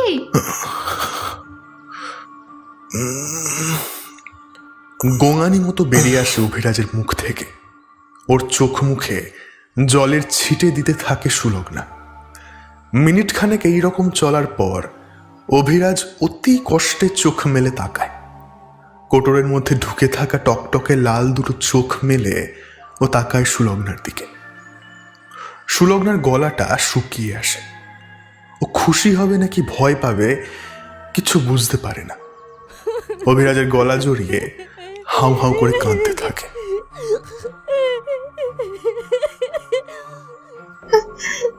কত ভয় পেয়ে গেছিলাম আমি, জানো তুমি? জানো কত চিন্তা হচ্ছিল আমার? কিভাবে বাঁধালে এরকম জ্বর? হয় কিভাবে বাঁধালে? আর যখন বাঁধিয়ে ফেলেছ তখন একবারও আমাকে ডাকতে মন করলো না, একবার ডাকতে ইচ্ছে করলো না আমাকে। আমি এতটাই পর তোমার কাছে কেন কেন একা একা নিজেকে এত কষ্ট দিচ্ছে তুমি? কি হয়েছে তোমার? কিছু হয়নি। তুমি তুমি আবার আসলে কেন? আমি ঠিক আছে। গঙ্গানির ভঙ্গিতেই বলে ওঠে অভিরাজ। সুলগ্না ওর গলাটা ছেড়ে দেয়। নিজের চোখ মুছতে মুছতে দৃঢ় কণ্ঠে বলে, একদম বাড়াবাড়ি করবে না বলে দিচ্ছি। তুমি ঠিক নেই। আমি ট্যাক্সি ডাকছি, তবে এক্ষুনি ডাক্তারের কাছে যেতে হবে। ঠিক আছে, একদম ঠিক আছে। কবে থেকে হয়েছে?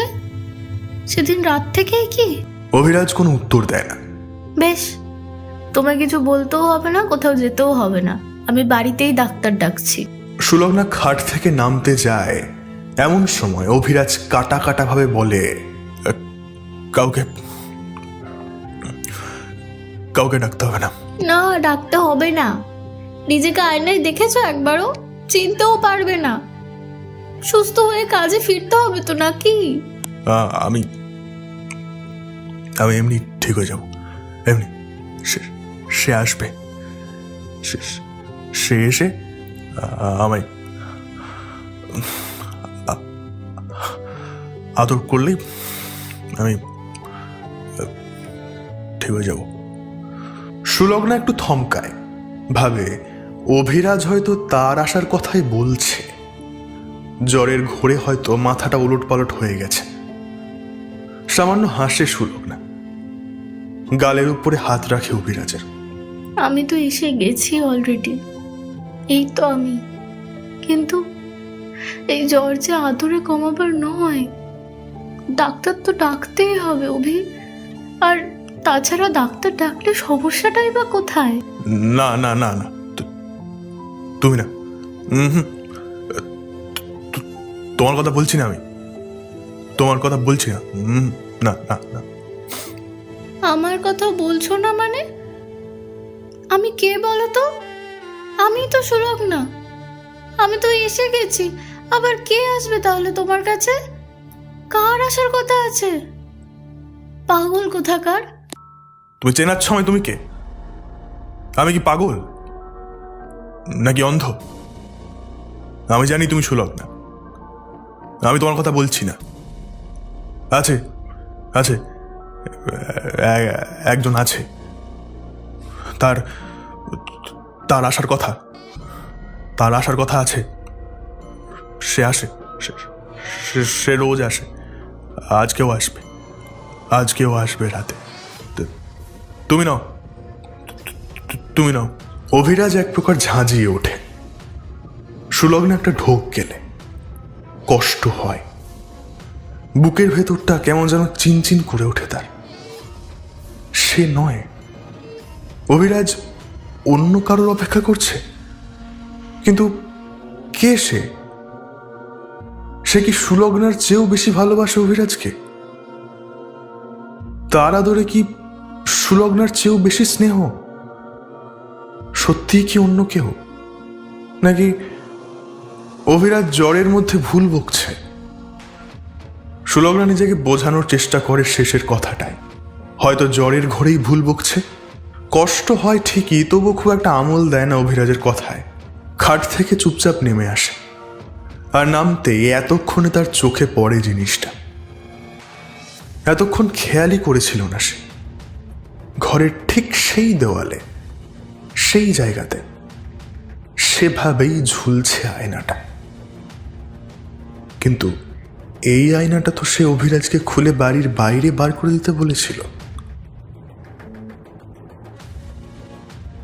সচরাচর অভিরাজ তার কথা ফেলে না, তবে আয়নাটা... সুলগ্না কয়েক মুহূর্ত থমকায়, তাকায় আয়নার ভেতরে। এই মুহূর্তে সেখানে সুলগ্নার নিজেরই প্রতিবিম্ব ফুটে রয়েছে, কিন্তু সেই প্রতিবিম্বে কিছু যেন একটা রয়েছে যেটা শুভ নয়, খুবই অশুভ, যা ভালো থাকতে দিচ্ছে না তাদের, আর আগামী দিনেও ভালো থাকতে দেবে না। তবুও এই মুহূর্তে, এই সবের যে সময় নেই, এইসব জিনিস নিয়ে পরে ভাবা যাবে। সুলগ্না দ্রুত ছুটল ডাক্তার ডাকতে।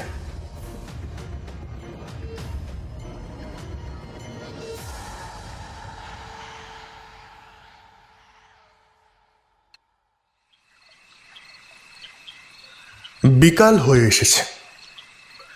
ডাক্তারবাবু চেক আপ করে সব ওষুধপত্র দিয়ে গেছেন, স্যালাইন চলছে। আপাতত জ্বর নেই, কিন্তু বেহুশ হয়ে ঘুমোচ্ছে অভিরাজ। ডাক্তারবাবু জানিয়েছেন শরীর প্রচণ্ড দুর্বল হয়ে গেছে, এখন বেশ কয়েকদিন লাগবে রিকভার করতে। সুলগ্না ঠিক করেছে এখানেই থাকবে সপ্তাহখানেক, যতদিন না অভিরাজ পুরোপুরি সুস্থ হয়ে উঠছে। এভাবে একা রেখে যাওয়া বুদ্ধিমানের কাজ নয়, অন্তত আগামী কয়েকদিন তো নয়। অভিরাজের একা উঠে বসার ক্ষমতা পর্যন্ত নেই। ঘরের বাইরে বেরিয়ে এক কাপ চা বানিয়ে সোফার উপরে শরীরটা এলিয়ে দিল সুলগ্না। সারাদিন তেমন কিছু খাওয়া হয়নি, কিভাবেই বা হবে? চায়ের কাপে চুমুক দিতে দিতেই বারবার সুলগ্নার মনে পড়ে যাচ্ছিল অভিরাজের বলা কথাটা। তুমি চেনাচ্ছ আমি তুমি কে? আমি কি পাগল নাকি অন্ধ? আমি জানি তুমি সুলগ্না। আমি তোমার কথা বলছি না। আছে আছে, একজন আছে, তার তার আসার কথা, তার আসার কথা আছে। সে আসে, সে রোজ আসে, আজকেও আসবে, আজকেও আসবে রাতে। তুমি নাও, তুমি নাও। সুলগ্না নিজেকে বারবার বোঝানোর চেষ্টা করছে যে অভিরাজ যেটা বলেছে সেটা জ্বরের ঘরে বলেছে, কিন্তু তারপরেও মনের ভেতরে কোথাও একটা খোঁচা থেকেই যাচ্ছে। সুলগ্না জানে সেটা ভুল, কিন্তু তবুও মন থেকে সম্পূর্ণরূপে ঝেড়ে ফেলতেও পারছে না। সোফা ছেড়ে ঘরের ভেতরে প্রবেশ করে সুলগ্না। খাটের পাশে গিয়ে দাঁড়ায়, তাকায় অভিরাজের দিকে। অঘরে ঘুমিয়ে রয়েছে ছেলেটা, হাতে স্যালাইনের পাইপ। বুকের ভেতরটা খালি হয়ে যেতে থাকে সুলগ্না।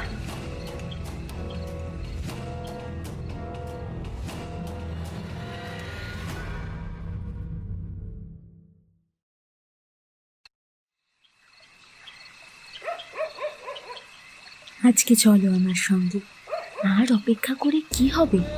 চলো, চলে এসো। আমায় আমায় নিয়ে যাবে? নিয়ে যাবে তোমার সঙ্গে? সত্যি? হ্যাঁ হ্যাঁ সত্যি, চলে এসো আমার সঙ্গে, চলো না। কিন্তু তাহলে সুলগ্নার কি হবে?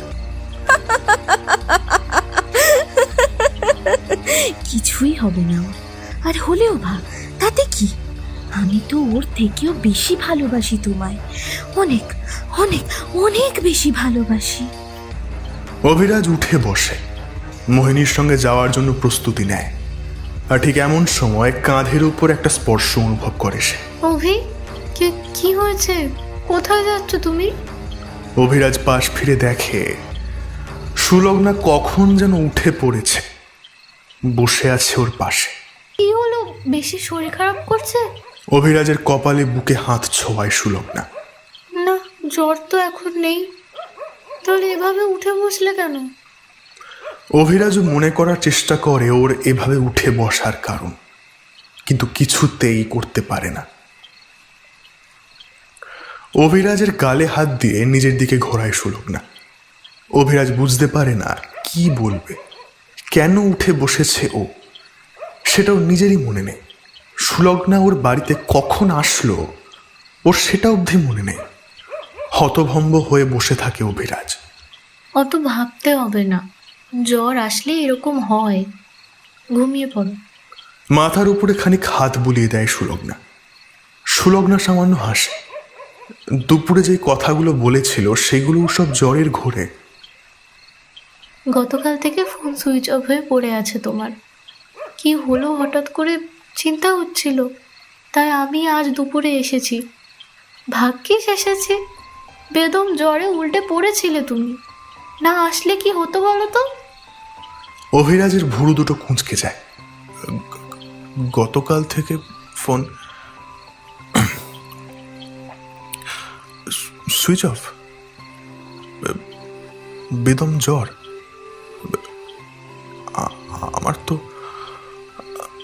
আমার তো কিছুই মনে। আচ্ছা, আজকে কি বার? আজ মঙ্গলবার। গত 2 দিন ধরে তুমি বাড়িতে পড়েছিলে একা। শিট, কতগুলো মিটিং ছিল। থাকুক, শরীর খারাপ হলে তো আর কিছু করার নেই। কালকে একবার কল করে কথা বলে নিও সবার সঙ্গে। আর এখন কয়েকদিন একটু রেস্ট নাও, অনেক দুর্বল হয়ে পড়েছো। আমি আছি তোমার সঙ্গে এই কদিন। আর তোমার অফিস? তোমার কাছে অফিসটা বেশি ইম্পর্টেন্ট নাকি শরীরটা? অভিরাজ কিছুক্ষণ চেয়ে থাকে সুলগ্নার মুখের দিকে, তারপর কোলের উপরে মাথা রেখে শুয়ে পড়ে বাচ্চা ছেলের মতো। আমার আমার কিছু মনে নেই। সেদিন বাড়িতে ঢুকলাম, রাতে তোমার সঙ্গে কয়েকটা কথা হলো, ব্যাস। তারপর থেকে সব কিছু কেউ যেন শিরিষ কাগজ দিয়ে ঘষে দিয়েছে। কখন জ্বর আসলো, তারপর কি হলো, কিছু মনে নেই। থাকুক, মনে করে হবেটাই বা কি? বেশি ভাবতে যেও না তো, ঘুমোও। অভিরাজ আর কোনো কথা বলে না। সুলগ্না ওর মাথায় হাত বুলিয়ে দিতে থাকে। কিছুক্ষণ পরে একটা সময় অভিরাজের চোখে আবারও ঘুম নেমে আসে। সুলগ্না ওভাবে বসে থাকতে থাকতে কখন যে ঘুমিয়ে পড়েছিল টের পায়নি। সারাদিন যা ধকল গেল, কিন্তু ঘুমটা বেশিক্ষণ টিকল না। ঘুমটা আবারও ভাঙল, কিন্তু এইবার ভাঙল একটা শব্দে, একটা নুপুরের শব্দে। চোখ মেলে তাকালো সুলগ্না।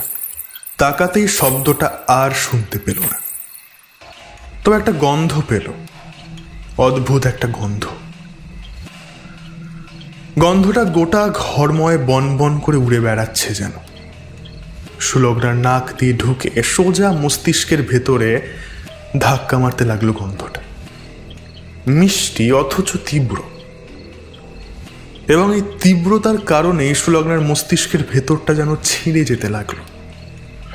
সে নিজের নাক চেপে ধরে কোনো রকমে অভিরাজের মাথাটা বালিশের উপরে রেখে নিজে খাট থেকে নেমে আসলো।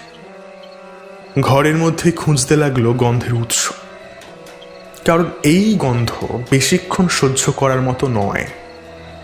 কিন্তু কোথায় কি? ঘরের মধ্যে কোথাও কিচ্ছু নেই। তাহলে কি জানলা দরজাগুলো খুলে দেবে? খুলে দিলে বোধহয় ঘরটা হালকা হবে খানিকটা। এই ভেবেই জানলা খুলে দরজাটা খুলতে যায় সুলগ্না। আর ঠিক তখনই ঘটে ঘটনাটা। বারান্দায় অন্ধকার বিরাজমান। বাইরে থেকে চাঁদের যেটুকু আলো আসছে সেটাই ভরসা। তবু সুলগ্নার চোখ সয়ে আসায় সে প্রায় সব কিছুই কম বেশি দেখতে পাচ্ছে। সে এই আলো ছায়ার লুকোচুরি খেলার মধ্যে দেখতে পেল কেউ একটা নুপুরের শব্দ তুলে দ্রুত বাতাসের গতিতে ছুটে পাশের ঘরে ঢুকে গেল। ছুটটা এতটাই দ্রুত যে তার শরীর স্পষ্টভাবে দেখতেই পেল না সুলগ্না। ওর শির দ্বারা বেয়ে একটা শীতল স্রোত বয়ে গেল। আদৌ ঠিক দেখলো তো? সত্যি সত্যি কেউ ছিল তো, নাকি চোখের ভুল? একটা ঢোক গিলে ধীরে ধীরে ঘরের বাইরে বেরিয়ে আসলো সুলগ্না। বারান্দার আলোটা জ্বালালো, তারপর ধীরে ধীরে এগিয়ে এসে দাঁড়ালো পাশের ঘরের দরজার সামনে। কিন্তু এ কি? সুলগ্নার বুকের ভেতরে যেন শত শত হাতি দাপাদাপি শুরু করলো। ঘরের দরজা বাইরে থেকে বন্ধ। তাহলে এক্ষুনি যে একজনকে সে দেখলো এই ঘরের মধ্যে ঢুকতে, তাহলে কি সেটা চোখের ভুল ছিল? আদৌ কেউ ঢুকেই ছিল না? সুলগ্না তরতর করে ঘামতে লাগলো। বারান্দার আলোগুলো না নিভিয়েই শোয়ার ঘরের দিকে পা বাড়ায় সুলগ্না। ঘরের ভেতরে ঢুকে দরজাটা ভেতর থেকে বন্ধ করে খাটের দিকে পা বাড়াবে এমন সময় সুলগ্না যেটা দেখতে পায় সেটা দেখে ওর গায়ে রক্ত জল হয়ে যায়। হৃৎপিণ্ড ফেটে যাওয়ার উপক্রম হয়ে যায়। চোখ দুটো হয়ে ওঠে বিস্ফারিত। খাটের উপরে অভিরাজের গা ঘেঁষে শুয়ে আছে একটা মহিলা। ধপধপে ফর্সা গায়ের রং, পরনে শাড়ি, কিন্তু মুখটা, ওটা কোনো জীবন্ত মানুষের মুখ হতে পারে? পুরো মুখ যেন পচে গেছে। পুঁজ রক্ত জল জল করছে গোটা মুখে। চোখ দুটো টকটকে লাল। চোখের দুই পাশ থেকে রক্তের ধারা নেমেছে। এইবার ধীরে ধীরে শরীরটাও মুখের মতোই পচে যেতে লাগলো। গোটা ঘরময় সে তীব্র গন্ধটা হারিয়ে গিয়ে একটা পচা দুর্গন্ধ বেরিয়ে যেতে শুরু করলো। সুলগ্না নিজের নাক মুখ চেপে ধরে ভয়ে চিৎকার করে ওঠে।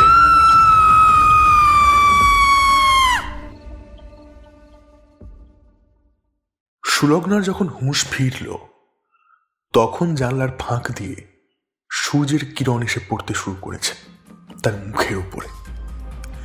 সুলগ্না আশেপাশে তাকাতে বুঝতে পারল ও শুয়ে রয়েছে দরজার ঠিক পাশে। কিন্তু কেন এখানে শুয়ে রয়েছে? কেন সে? তার তো খাটে থাকার কথা অভিরাজের পাশে। হঠাৎ গতকাল রাতের দৃশ্যটা মনে পড়ে যায় তার মনে পড়তেই তিরিং করে উঠে বসে সে। বসতেই বুঝতে পারে মাথার পিছন দিকটার ব্যথাটা। গতকাল রাতে ওই দৃশ্যটা দেখার পর অজ্ঞান হয়ে পড়ে গিয়েছিল সুলগ্না। তখনই মাথায় লেগেছে ভালো মতন, কিন্তু এখন ব্যথা নিয়ে বসে থাকার সময় নেই। অভিরাজ কি অবস্থায় আছে, আদৌ ঠিক আছে কি না সেটা দেখা দরকার। প্রচন্ড ভয় হলো সুলগ্নার। সে তাকালো খাটের দিকে, আর তাকাতেই ওর ভয়টা আরো 10 গুণ বেড়ে গেল। অভিরাজ উপুর হয়ে পড়ে আছে, শরীরটা একদম স্থির। শ্বাস প্রশ্বাস পড়ছে কি না বোঝা যাচ্ছে না। সুলগ্নার হাত পা কাঁপতে শুরু করলো, গলার কাছটায় শুকিয়ে আসতে লাগলো। অভিরাজ ঠিক আছে তো? ওর কিছু হয়নি তো? অভিরাজের পিঠের উপরে হাত রাখে সুলগ্না। 2-1 ঝাঁকায়, আর ঝাঁকাতেই অভিরাজ ফিরে তাকায়। হ্যাঁ, কি হলো? সুলগ্নার যেন ধরে প্রাণ ফিরে এলো। বড় করে একটা দীর্ঘশ্বাস ছাড়ল সে। ঠোঁটে একটা চওড়া হাসি খেলে গেল। না না, কিছু না, এমনি। দেখি জ্বরটা আছে কিনা। জ্বর তো আছে, তবে বেশি নেই। ভালো হয়েছে, উঠে পড়ো, ফ্রেশ হয়ে নাও, তারপরে ওষুধও খেতে হবে। আমি যাই ওদিকে, দেখি কিছু একটু খাবার যদি রেডি করা যায়। খালি পেটে তো আর ওষুধ খাওয়া যাবে না। সুলগ্না পুরো বিষয়টা চেপে ঘরের বাইরে বেরিয়ে গেল দ্রুত, যাতে অভিরাজ কিছু আঁচ করতে না পারে। সুলগ্না চায় না অভিরাজ কিছু জানুক। মনের মধ্যে চলতে থাকলো একটা দ্বন্দ্ব। কে ছিল সে? কোত্থেকে এসেছিল? অভিরাজের পাশেই বা ছিল কেন? কি চায় এসে? আর গেলটাই বা কোথায়? আচ্ছা, আদৌ সবটা সত্যি ছিল তো, নাকি সবটাই সুলগ্নার মনের ভুল? কিন্তু অতটা ভুল হবে সে? মানুষ অতটা ভুল হয়? সুলগ্না যে স্পষ্ট দেখেছিল, পচা গন্ধটা অনুভব করেছিল সে। নাকের ভেতরে যেন গন্ধটা এখনো লেগে রয়েছে। মাথার 2 পাশের শিরাগুলো যেন ওই গন্ধটার জন্যই ছিঁড়ে যাচ্ছে। সারাদিন কাটলো প্রায় এমন ভাবেই। মনের মধ্যে অনেক প্রশ্ন ঘুরছে সুলগ্নার, কিন্তু একটার উত্তর সে পায়নি। মনে মনে উত্তর খোঁজার চেষ্টা করেছে ঠিকই, তবে অভিরাজকে ঘুণাক্ষরেও টের পেতে দেয়নি। এক প্রকার মায়ের মতো করে খেয়াল রেখেছে সারাদিন অভিরাজের। এখন অভিরাজ ঘুমোচ্ছে। ঘড়িতে রাত 8টা। সুলগ্নাকে একটু বেরোতে হবে এখন, কারণ এই মাত্র সে লক্ষ্য করেছে অভিরাজের রাতের ওষুধ শেষ। ওটা আনতে হবে। এভাবে অভিরাজকে একা ছেড়ে যেতে ইচ্ছা করছে না একদমই, তবে কিছু করারও নেই। রাতের ওষুধটা খুবই গুরুত্বপূর্ণ। খুব বেশি দেরি করে না সুলগ্না। সে ঠিক করে যতটা দ্রুত সম্ভব সে যাবে, আর ততটাই দ্রুত সে ফিরেও আসবে। সেই হিসাবেই সে বাড়ি থেকে বার হয়। অভিরাজদের বাড়ি থেকে বেরিয়ে একটা সরু গলি পড়ে। সেই গলি ধরে খানিকটা যাওয়ার পরে মেন রাস্তা। সাধারণত গলিটায় আলো জ্বলে, কিন্তু আজ আলোটা জ্বলছে না। আকাশেও আজ চাঁদের দেখা নেই। ফোনের টর্চ জ্বালিয়ে নেয় সুলগ্না। ঘুটঘুটে অন্ধকারের মধ্যে দিয়ে ফোনের টর্চ জ্বালিয়ে যেতে যেতে বেশ ভয় ভয় লাগছিল তার। এমনিতে এতটা অন্ধকারে থাকলে তার ভয় লাগে। তার উপরে কাল রাতের ওই দৃশ্য, যতই স্বপ্ন কিংবা মনের ভুল হয়ে থাকুক না কেন, মন থেকে একেবারে মুছে ফেলা এত সহজে সম্ভব হবে না। সুলগ্না কিছুটা এসেছে কি আসেনি, হঠাৎ করে ওর পিছনে একটা পায়ের শব্দ শোনা গেল। সুলগ্নার বুকের ভেতরটা কেমন যেন ধুকধুক করে উঠল। পিছনে ঘুরে তাকানোর সাহস হলো না তার। সে যতটা দ্রুত সম্ভব পা চালাতে শুরু করলো সামনের দিকে। পিছনে পায়ের শব্দটাও ততটাই দ্রুত হলো। সুলগ্না বুঝল পিছনে যেই থাকুক না কেন সে তার পিছু করছে। কিন্তু কে সে? সুলগ্নার পিছু করার অর্থ কি? চোর ছেঁচড় কি? আজকাল তো এদের বড্ড উৎপাত সব জায়গাতে। এই অন্ধকার গলিতে একা মেয়ে এসে ভয়টা আরো বেড়ে উঠল সুলগ্নার। সে নিজের চোয়াল শক্ত করে তাকালো সামনের দিকে। এখান থেকে মেন রাস্তার ল্যাম্পপোস্টটা দেখতে পাওয়া যাচ্ছে। গাড়ি ঘোড়াও যাতায়াত করছে, অর্থাৎ সেখানে পৌঁছতে পারলেই আর ভয়ের কোনো কথা নেই। সেই মতোই দ্রুত গতিতে পা চালিয়ে রাস্তার সামনে এসে পৌঁছবে সুলগ্না। ঠিক এমন সময় পিছন থেকে এলো একটা পুরুষ কণ্ঠের ডাক। এই যে ম্যাডাম, শুনছেন? এই যে এদিকে এদিকে। সুলগ্না দাঁড়ালো না, এগোতে লাগলো। আরে আপনাকেই ডাকছি ম্যাডাম, প্লিজ একটু দাঁড়ান দাঁড়ান। এই মুহূর্তে আপনার সঙ্গে কথা বলাটা খুব দরকার। নইলে আপনার বয়ফ্রেন্ড মানে মিস্টার অভিরাজকে বাঁচানো মুশকিল হয়ে যাবে। হাতের সময় খুবই সীমিত। সুলগ্না শেষের কথাটা শুনে দাঁড়াতে বাধ্য হলো। আর এটুকু বুঝতে পারে এতক্ষণে পিছনে একজন নয়, ছিল দুজন। একজন তো লম্বায় অভিরাজের থেকেও খানিকটা লম্বা, আর অন্যজনেরও শরীর স্বাস্থ্য খারাপ বলা যায় না।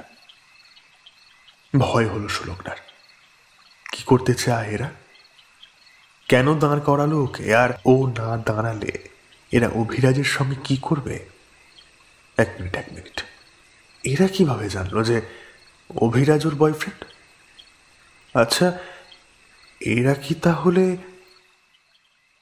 ওদের উপরে নজর রেখেছে? কিন্তু কেন? কি চায় এরা? কিছুটা আলোর দিকে সরে গিয়ে দাঁড়ায় সুলগ্না। লোক দুটো খানিকটা এগিয়ে আসে। ভয় পাবেন না ম্যাডাম, আমরা খারাপ মানুষ নই। আমরা সাহায্য করার জন্যই এসেছি এখানে। কোনো সাহায্য লাগবে না আমার। একদম চালাকি করতে আসবেন না এখানে। আমি কিন্তু লোক ডাকবো। বাবা, আমি ঘনশ্যাম, অ্যান্টিক শপ চালাই। অভিরাজ আমার ভাইয়ের মতন, ও প্রায় আমার অ্যান্টিক শপে যায়। আর ওখানে যায় বলেই আজ ওর এই বিপদ। সেদিন যদি ওই আয়নাটা আমি ওকে না দিতাম। শেষের কথাগুলো বলার সময় ঘনশ্যামের গলাটা কেঁপে যায়। কিন্তু সুলগ্নার কাছে সবকিছুই জট পাকিয়ে যেতে থাকে। আয়না, অ্যান্টিক শপ, বিপদ, তার কি বলা উচিত কিংবা কি করা উচিত কিছুই বুঝতে পারে না। চুপচাপ দাঁড়িয়ে থাকে। সেটা বুঝতে পেরেই লম্বা চেহারার লোকটা বলে, দেখুন ম্যাডাম, আমরা জানি আপনি ভয় পেয়ে আছেন এবং আমাদের কোনো কথাই আপনি এই মুহূর্তে দাঁড়িয়ে বুঝতে পারছেন না। এখন আপনাকে সবিস্তারে বললে তবেই আপনি বুঝতে পারবেন, কিন্তু সেটা বলার জন্য তো সময় দরকার, আর সেই সময়টুকুও নেই আমাদের হাতে। অভিরাজবাবু এখন ঘোর বিপদের মধ্যে রয়েছে ম্যাডাম। এসব কি বলছেন আপনারা? আমি তো কিছুই। আমি বুঝিয়ে বলছি, তার আগে আপনি বলুন। অভিরাজবাবুর প্রচণ্ড জ্বর এবং তার বাড়িতে একটা পুরনো আয়না রয়েছে, হ্যাঁ কিনা বলুন? হ্যাঁ, জ্বর তো এসেছে আর একটা আয়নাও রয়েছে, কিন্তু এর মধ্যে কোনো যোগসূত্র তো আছে ম্যাডাম, আছে। যোগসূত্র আছে বলেই আজকে আমরা এখানে এসেছি। আজকেই এক্ষুনি কিছু একটা করতে হবে, এবং সেটা আপনাকেই, নইলে অভিরাজকে বাঁচানো সম্ভব হবে না ম্যাডাম। বাঁচানো সম্ভব হবে না মানে? কি বলতে চাইছেন আপনারা? কি হবে ওর? সেইটা বলতেই তো এসেছি ম্যাডাম।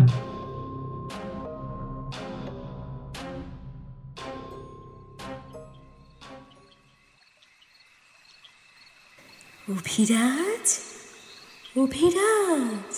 অভিরাজের ঘুমটা ভেঙে গেল মুহূর্তের মধ্যে। উঠে বসল বিছানার উপরে। কে যেন ডাকছে মনে হলো না। সুলগ্না? না না, সুলগ্না তো নয়। কিন্তু তাহলে কে? আর আর চারিদিকে এত অন্ধকারটাই বা কেন? লোডশেডিং? ইনভার্টারের কি হলো? আরে গন্ধটাই বা কিসের? খুব চেনা এই গন্ধ, মিষ্টি অথচ তীব্র। মাথার ভেতরটা কেমন যেন করে উঠল অভিরাজের। সুলগ্না? সুলগ্না, কোথায় তুমি? কোনো উত্তর ভেসে আসে না। কোথায় গেল মেয়েটা? অভিরাজ ব্যস্ত হয়ে খাট থেকে নামতেই যাবে এমন সময় ওর কানের পাতায় একটা নরম স্পর্শ অনুভব করল সে। কেউ যেন চুমু খেল, তারপরে হাত রাখলো ওর কাঁধের উপরে। এই আধারিতে এইরকম একটা স্পর্শে অভিরাজের সারা শরীরে শিহরণ খেলে যায়। সুলগ্না? সুলগ্না তো নয়। সুলগ্নার স্পর্শ অভিরাজ চেনে, খুব ভালো করে চেনে। তবুও সে জিজ্ঞাসা করল, সুলগ্না?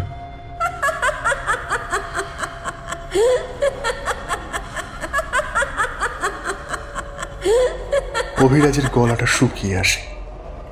কেই নারী? কি করছে এখানে? কেন স্পর্শ করছে ওকে? কোথায় গেল সুলগ্না? ধীরে ধীরে সেই গন্ধটা বাড়তে লাগলো। অভিরাজের চেতনাও যেন ধীরে ধীরে লোপ পেতে শুরু করলো। সুলগ্না নামটা মুছে যেতে লাগলো ওর মন মস্তিষ্ক থেকে। শুধুই কি সুলগ্না? সবকিছু। মাথার ভেতরটা যেন খালি হয়ে যাচ্ছে। এই অবস্থাটার বর্ণনা করা খুব কঠিন, তবে খানিকটা অতিমাত্রায় নেশার সঙ্গে তুলনা করা যায়। অভিরাজ অনুভব করলো সেই নারী ওর বুকের উপরে হাত বোলাচ্ছে খুব নরম ভাবে, যেন চাইছে অভিরাজকে শুইয়ে দিতে পুনরায়। অভিরাজও তাকে বাধা দিল না, পুনরায় শুয়ে পড়ল বিছানার উপরে। অভিরাজ, তুমি যাবে না? তুমি যে বলেছিলে আজ তুমি যাবে আমার সাথে, তাহলে তাহলে এত তাড়াতাড়ি আমাকে কি করে ভুলে গেলে তুমি? না না, আমি আমি ভুলিনি। ভুলিনি তোমায়। আমি আমি ভুলিনি। অভিরাজের ঠোঁটের উপরে আঙুল দিয়ে ওকে থামিয়ে দেয় সে নারী। নিয়ে যাব তো, তোমায় নিয়ে যাওয়ার জন্যই তো এসেছি আমি। আমাদের বাড়িটা অনেক পুরনো আর প্রচুর বড়। অনেক ঘর রয়েছে, তবুও প্রত্যেকটা ঘরেই সবার যাতায়াত আছে। জয়েন্ট ফ্যামিলি, আর তাছাড়াও কাজের লোকের তো অভাব নেই। কিন্তু একটা ঘর সবসময় বন্ধ থাকতো। ঠিক সেই ঘরেই ছিল একটা আয়না। সাধারণ আয়না নয়, একদমই সাধারণ নয়। ওই আয়নার ভেতরে বাস করে স্বয়ং একজন পিশাচিনী। আমার দাদু ছিলেন পেশা এবং নেশা একজন তান্ত্রিক। তিনি ওকে বন্দি করে রেখেছিলেন ওই আয়নার মধ্যে। কিন্তু কোনো কারণে সেই আয়না দাদু নিজের কাছেই রেখে দেয়। সেই পিশাচিনী বিভৎস, ভয়ঙ্কর। তাই ওই ঘরে ঢুকতে মানা ছিল আমাদের সকলে। কিন্তু বাচ্চা বয়সে কৌতূহল বেশি সবারই থাকে, তাই না? একদিন খিল ভেঙে আমরা ঢুকে পড়েছিলাম সবার আড়ালে। বিশ্বাস করুন, আমার প্রতিচ্ছবিটা আমার মতো ছিল না। চোখ দুটো আলাদা, হাসিটা অদ্ভুত, যেন কেউ নকল করছে আমার। আমি ভয় পেয়ে যেভাবে দৌড়েছিলাম, আজও মনে পড়লে আমার গা শিউরে ওঠে। বাড়িতে জানাজানি হয়, এরপর ঘরটা তালা বন্ধ করে দেওয়া হয়েছিল। সবাই ভুলে যাওয়ার চেষ্টা করেছে, কিন্তু ওই আয়না ভুলে যায়নি আমাকে। মাঝে মাঝে মনে হতো আমার ঘরের দরজার ওপাশে কে যেন হাঁটছে, নিঃশ্বাস নিচ্ছে আর আমায় ডাকছে। আমি শুনেও না শোনার ভান করতাম। কিন্তু একদিন একটা অদ্ভুত ঘটনা ঘটল। ভোরে ঘুম ভাঙতেই দেখি ঘরটার দরজা খোলা। ভেতরে গিয়ে দেখি আয়নাটা নেই, কেউ চুরি করেছে। তক্ষুনি আমার মাথায় বাজ পড়ল। ওই পিশাচিনী বড়ই ভয়ঙ্কর। সে দিনের বেলায় আয়নার ভেতরে থাকে ঠিকই, কিন্তু রাত হলে সে আয়নার বাইরে বেরিয়ে আসতে সক্ষম। যেই ঘরটা আয়নাটা ছিল, সেই ঘরটাকে আমার দাদু মন্ত্র বলে বন্ধ করে রেখেছিল। সেখানে থাকাকালীন আয়নার ভেতরে থাকা পিশাচিনী প্রতিদিন রাতে আয়নার বাইরে বেরোতে পারলেও ঘরের বাইরে বেরোতে পারত না, তাই সবাই সুরক্ষিত ছিল। কিন্তু সেই ঘরের তালা ভেঙে আয়নাটা চুরি করে বাইরে বের করে দেওয়ায় সেই পিশাচিনী এখন মুক্ত। সে রাত হলেই বেরোতে পারবে, কিন্তু সব জায়গায় যাতায়াত করার মতো ক্ষমতা ওর মধ্যে নেই। শুধু যেই বাড়িতে ওই আয়না রাখা হবে, সেই বাড়ির মধ্যেও অবাধে ঘুরতে পারবে। সব জায়গায় অনায়াসে যাতায়াত করতে চাইলে ওকে অপেক্ষা করতে হবে, অমাবস্যার অপেক্ষা। তবে অমাবস্যার কদিন আগে থেকেই ও নিজের কাজ শুরু করে দেবে। সেই বাড়ির পুরুষের ওপর নিজের বশীকরণের প্রভাব বিস্তার করা শুরু করবে। ধীরে ধীরে সেই পুরুষের শারীরিক এবং মানসিক অবস্থার অবনতি হতে থাকবে। আর অমাবস্যার রাতে সেই বাড়ির পুরুষকে সে নিজের সম্মোহনী জাদুর দ্বারা কামাতুর করে তুলবে সম্পূর্ণরূপে। তারপর তাকে চরম সুখের লোভে অন্ধ করে আয়নার ভেতরে চিরতরে বন্দি করে ফেলবে এবং নিজে বেরিয়ে আসবে বাইরে। সে হয়ে যাবে সম্পূর্ণভাবে মুক্ত। তখন ওর হাত থেকে কেউ বাঁচতে পারবে না। সেই পিশাচিনী এতটাই শক্তিশালী। সবচেয়ে ভয়ঙ্কর জিনিসটা কি জানেন ম্যাডাম? সেই চোর আয়নাটা আমার দোকানে বিক্রি করে গিয়েছিল, আর সেই আয়নাটাই অভিরাজ কিনে এনে নিজের বাড়িতে রেখেছে। আর ইতিমধ্যেই ওর শরীরের অবনতি ঘটে গেছে। তার চেয়েও বিভৎস বিষয়টা হলো, আজকেই অমাবস্যা আর রাত হয়ে গেছে। অভিরাজবাবু বাড়িতে একা আছেন। এই রকম একটা মুহূর্তের জন্যই তো অপেক্ষা করছিল সেই পিশাচিনী। সুলগ্নার চোখ মুখ বিবর্ণ হয়ে যায় এতটা শুনে।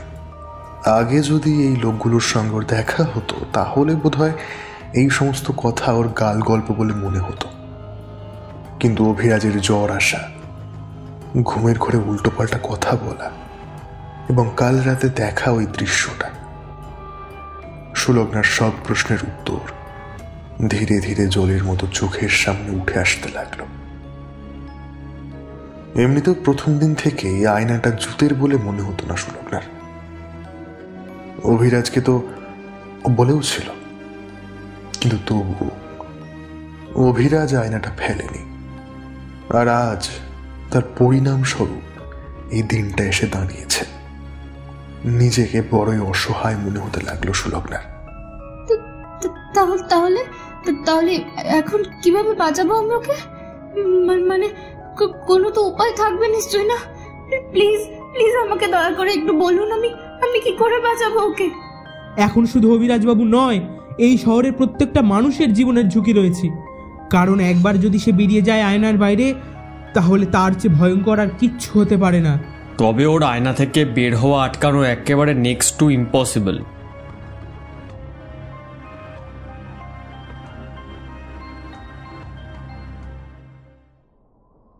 বারান্দার জানলার গ্রিল ভেজা, বাতাসে কাঁচা মাটির গন্ধ।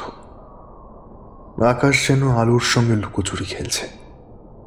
সে আলো অন্ধকারের মাঝেই দাঁড়িয়ে সুলগ্না, দুহাত মুড়ে বারান্দার রেলিংয়ে রাখে।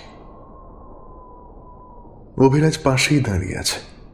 তার ভেজা চুলে হালকা বৃষ্টির ফোঁটা আটকে আছে।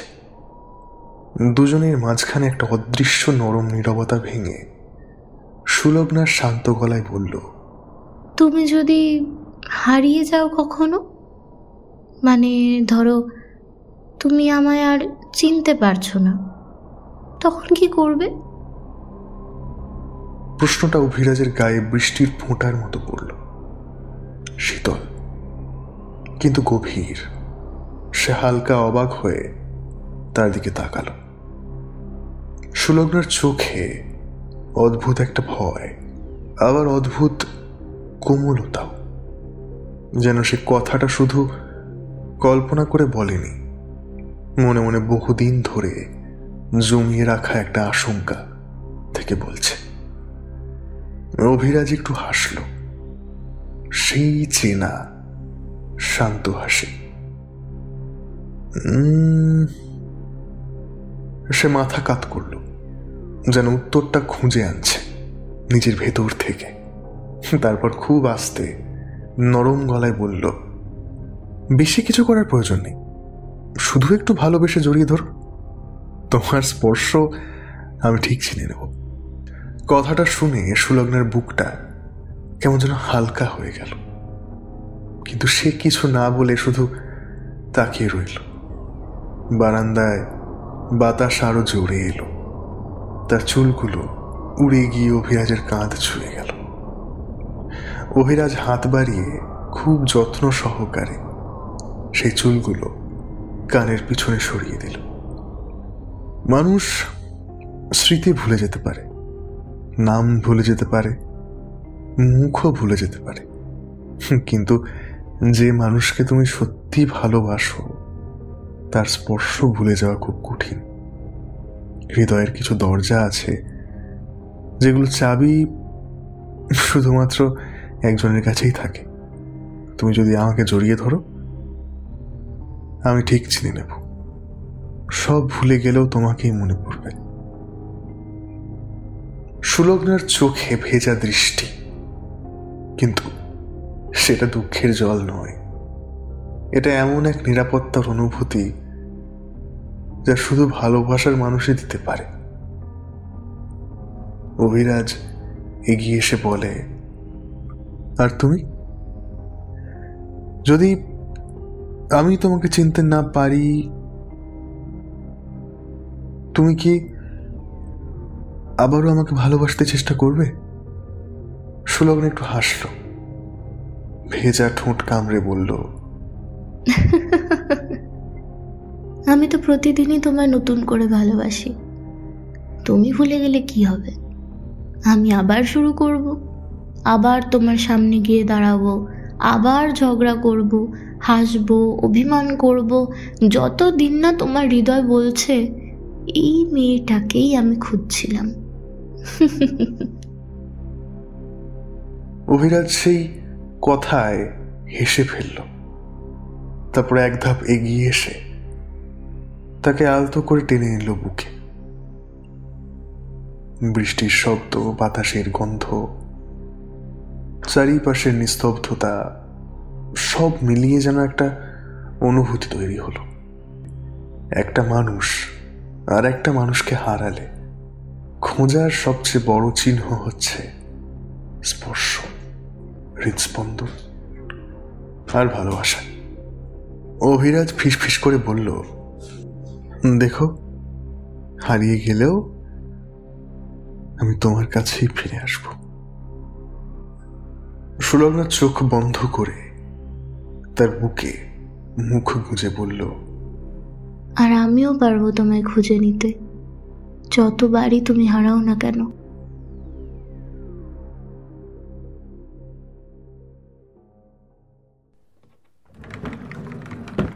সুলগ্না ধীরে ধীরে অভিরাজের বাড়ির দরজা ঠেলে ভেতরে ঢুকল। কাঠের দরজার কটমট শব্দটা যেন অস্বাভাবিকভাবে লম্বা হয়ে প্রতিধ্বনিত হলো, যেন বাড়িটাই জানিয়ে দিচ্ছে তুই ভুল জায়গায় ঢুকেছিস। তার গলা শুকিয়ে আসছিল, কিন্তু সে জানত এখন পিছিয়ে যাওয়ার সময় নয়। অভিরাজকে বাঁচাতেই হবে তাকে, আর সেই পিশাচিনী সে এখানেই আছে, এই অন্ধকারেই কোথাও।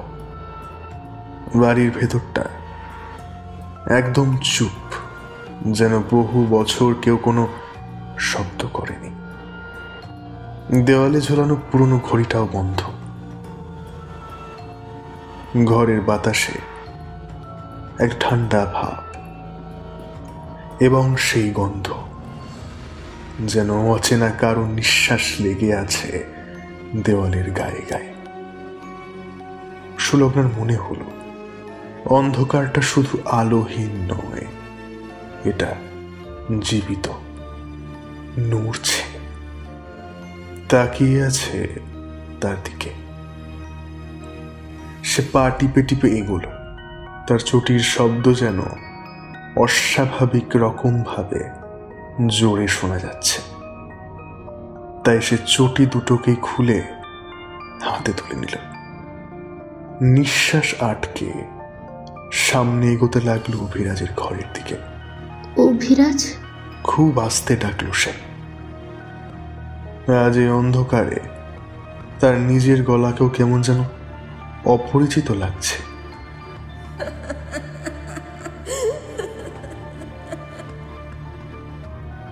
হঠাৎ বাম দিকের করিডোর থেকে একটা নরম দীর্ঘশ্বাস মিশানো হাসির শব্দ ভেসে এলো। সুলগ্নার আঙুলগুলো ঠান্ডায় শক্ত হয়ে গেল। সে একটা গভীর শ্বাস নিয়ে টর্চটা জ্বালালো। আলোটা কাঁপছিল, ঠিক যেন তার হাত কাঁপছিল। কিন্তু কই, কেউ তো নেই। ডান দিকে অভিরাজের ঘরে না ঢুকে বাঁ দিকের হাসিটার দিকে ফোনের টর্চ জ্বালিয়ে এগোতে লাগলো সুলগ্না। দু এক পা গিয়েছে কি যায়নি, অমনি অন্য দিক থেকে আবার সেই একই শব্দ।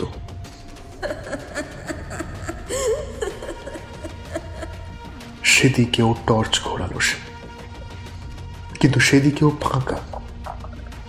ধীরে ধীরে গোটা বাড়ি কেঁপে উঠল সেই শব্দে। কিন্তু এই সব কিছুকে ছাপিয়ে ঘরের ভেতর থেকে অভিরাজের এক প্রকার ক্ষীণ গোঙানি শুনতে পেল সুলগ্না। শোনা মাত্র সে পিছনে ফিরল দ্রুত, এগিয়ে গেল দরজার দিকে। ভেজানো দরজাটা এক ধাক্কায় খুলতেই সে যেই দৃশ্যটা দেখল সেটা দেখার জন্য সুলগ্না প্রস্তুত ছিল না। তার পুরো দেহ শীতল হয়ে এলো। সে দেখলো আয়নাটার মধ্যে থেকে একটা চোখ ঝলসে দেওয়ার মতো আলো বার হয়ে আসছে। আলোর মধ্যে একটা কঙ্কালসার হাত বেরিয়ে আছে বাইরের দিকে, আর সেই হাতের দিকেই ধীরে ধীরে এগিয়ে যাচ্ছে অভিরাজ। তার চোখ দুটো বড় বড় করে খোলা, চোখের পাতা পড়ছে না, ঠোঁটের কষ বেয়ে গড়িয়ে পড়ছে লালা। চলার ভঙ্গিটাও স্বাভাবিক নয়। সুলগ্নার বুঝতে বাকি রইল না যে অভিরাজ আর স্বাভাবিক মস্তিষ্কে নেই। অভি, অভি ওদিকে যেও না, অভি, অভি এদিকে তাকাও, যেও না ওদিকে, অভি। অভিরাজ একবারের জন্য তাকালো না সুলগ্নার দিকে। কে অভি? হ্যাঁ, সে তো আর তোর অভি নেই।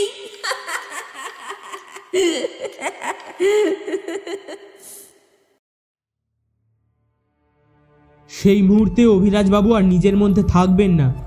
তখন তার মস্তিষ্কে সম্পূর্ণরূপে ভর করবে সেই পিশাচিনী আর তার কামের সম্মোহিনী জাদু। ঠিক তখনই আপনি বাঁচাতে পারবেন অভিরাজবাবুকে। সেই মুহূর্তে পিশাচিনী আয়নার ভেতরে থাকবে, কারণ অভিরাজকে পথ চিনিয়ে নিয়ে যেতে হবে তাকে। যাই হয়ে যাক না কেন, সে আয়নার বাইরে বেরোতে পারবে না। বেরোলে অভিরাজবাবুর ওপর তার সম্মোহিনী জাদু নষ্ট হয়ে যাবে, এবং তা সেই পিশাচিনী কখনো চাইবে না। তাই তখনই আপনার সুবর্ণ সময়, যা করার তখনই করে ফেলতে হবে আপনাকে। আমরাও আপনার সঙ্গে যেতে পারতাম, কিন্তু ওই যে ছেলেদের ওপরই সে তার জাদু কায়েম করতে পারে, মহিলাদের ওপরে নয়।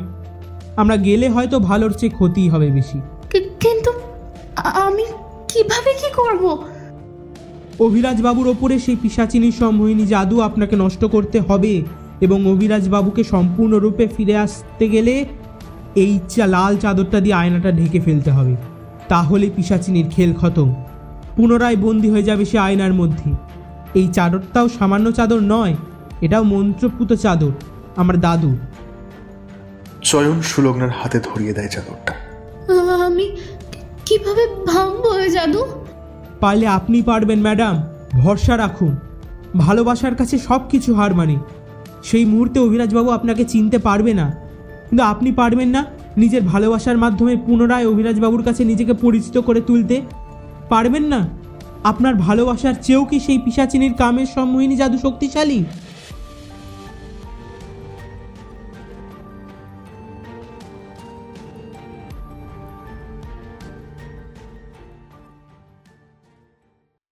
অভিরাজ ধীরে ধীরে এগিয়ে এসে দাঁড়ালো আয়নার সামনে, আর এক হাত বাড়ালেই আয়না। এসো অভিরাজ, এসো, চলে এসো আমার কাছে। এই দেখো আমি, আসো আরেকটু। অভি যেও না, যেও না অভি, অভি যেও না, ওদিকে যেও না। এসো এসো অভিরাজ, আমার কাছে এসো। তোমার স্পর্শ চাইছে আমার শরীর। এসো এসো, কাছে এসো। সুলগ্নার বড্ড অসহায় মনে হলো নিজেকে। সে কি করবে বুঝতে পারল না। অভিরাজ তো তাকে চিনতেই পারছে না। অভিরাজ ধীরে ধীরে হাত বাড়াতে শুরু করলো সামনের দিকে। এই তো, এই তো, দাও দাও দাও অভিরাজ, হাত দাও। অভিরাজ আয়নার ভেতরে হাত দিয়েই দিয়েছিল প্রায়, কিন্তু ঠিক সেই মুহূর্তে সুলগ্নার সামনে চলে আসে, আষ্টে পৃষ্ঠে জড়িয়ে ধরে অভিরাজকে। অভিরাজের বুকের মধ্যে নিজের মাথাটা গুঁজে দেয়, কাঁদতে থাকে হাউ হাউ করে। অভি না, অভি যেও না, যেও না ওদিকে, অভি যেও না, অভি। এই এই সর সর, সামনে থেকে বলছি সর। তোর কাছে তোর অভি আর তোর কাছে ফিরবে না।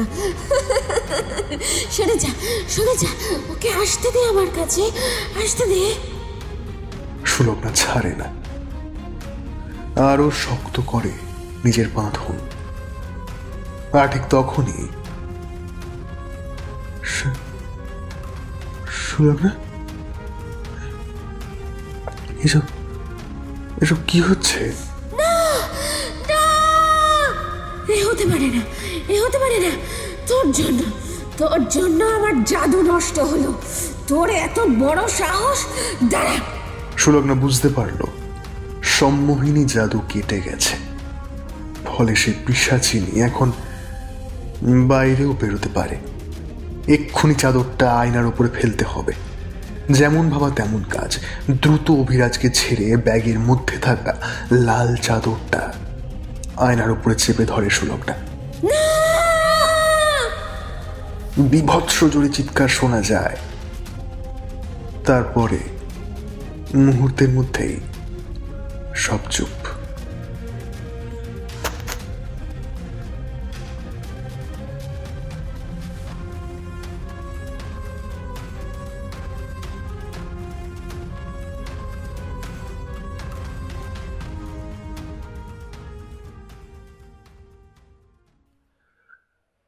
রাতটা ছিল অস্বাভাবিক নিস্তব্ধ।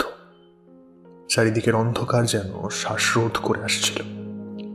সেই অন্ধকারের মাঝেই সুলগ্না দাঁড়িয়েছিল, অভিরাজের নিস্তেজ শরীরটাকে বুকে জড়িয়ে।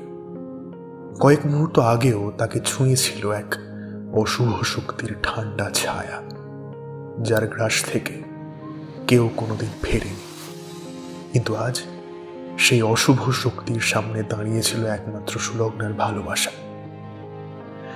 সেই মুহূর্তে সুলগ্না বুঝেছিল ভালোবাসা শুধু শব্দ নয়, ভালোবাসা এক অদেখা শক্তি। ভালোবাসা এক অদেখা শক্তি, মৃত্যুর থেকেও কঠিন, ভয়ের থেকেও তীব্র। যখন সে অভিরাজের নাম ধরে শেষবারের মতো ডাকলো, তার কণ্ঠের কম্পন ভেদ করে সেই আলো তীরের মতো ছুটে গেল অন্ধকারে। অশুভ শক্তির কালো আবরণ যেন মুহূর্তে চুরমার হয়ে গেল। অভিরাজের বুকের ধুকপুকুনি ফিরে আসতে আসতে যেন শূন্য ঘরটা আলোয় ভরে উঠল। অভিরাজ ধীরে ধীরে চোখ খুলতে দেখল সুলগ্নার চোখ ভরা জল, তো তার মুখে একটা শান্তির হাসি। আজ অভিরাজ ফিরেছে কোনো অলৌকিক ক্ষমতায় নয়, সুলগ্নার নিঃস্বার্থ ভালোবাসার শক্তিতে।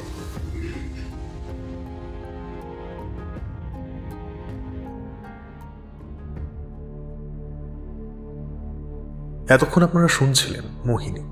গল্প পাঠে ছিলাম আমি তুষার এবং আমার সঙ্গে ছিল অরিত্রিকা, সোহম এবং কৌস্তব। প্রুফ রিডিং করেছে অরিত্রিকা, স্ক্রিপ্টিং করেছে Soham, video editing, sound design এবং পোস্টার ডিজাইন করেছে অর্ঘ্য। তাহলে ভিডিওটি কীরকম লাগলো অবশ্যই কমেন্ট করে জানাবেন। আর হ্যাঁ, চ্যানেলে যদি নতুন হয়ে থাকেন তাহলে প্লিজ চ্যানেলটি সাবস্ক্রাইব করে বেল আইকনটি প্রেস করে দেবেন। দেখা হচ্ছে আগামী সপ্তাহে নতুন গল্পের সঙ্গে।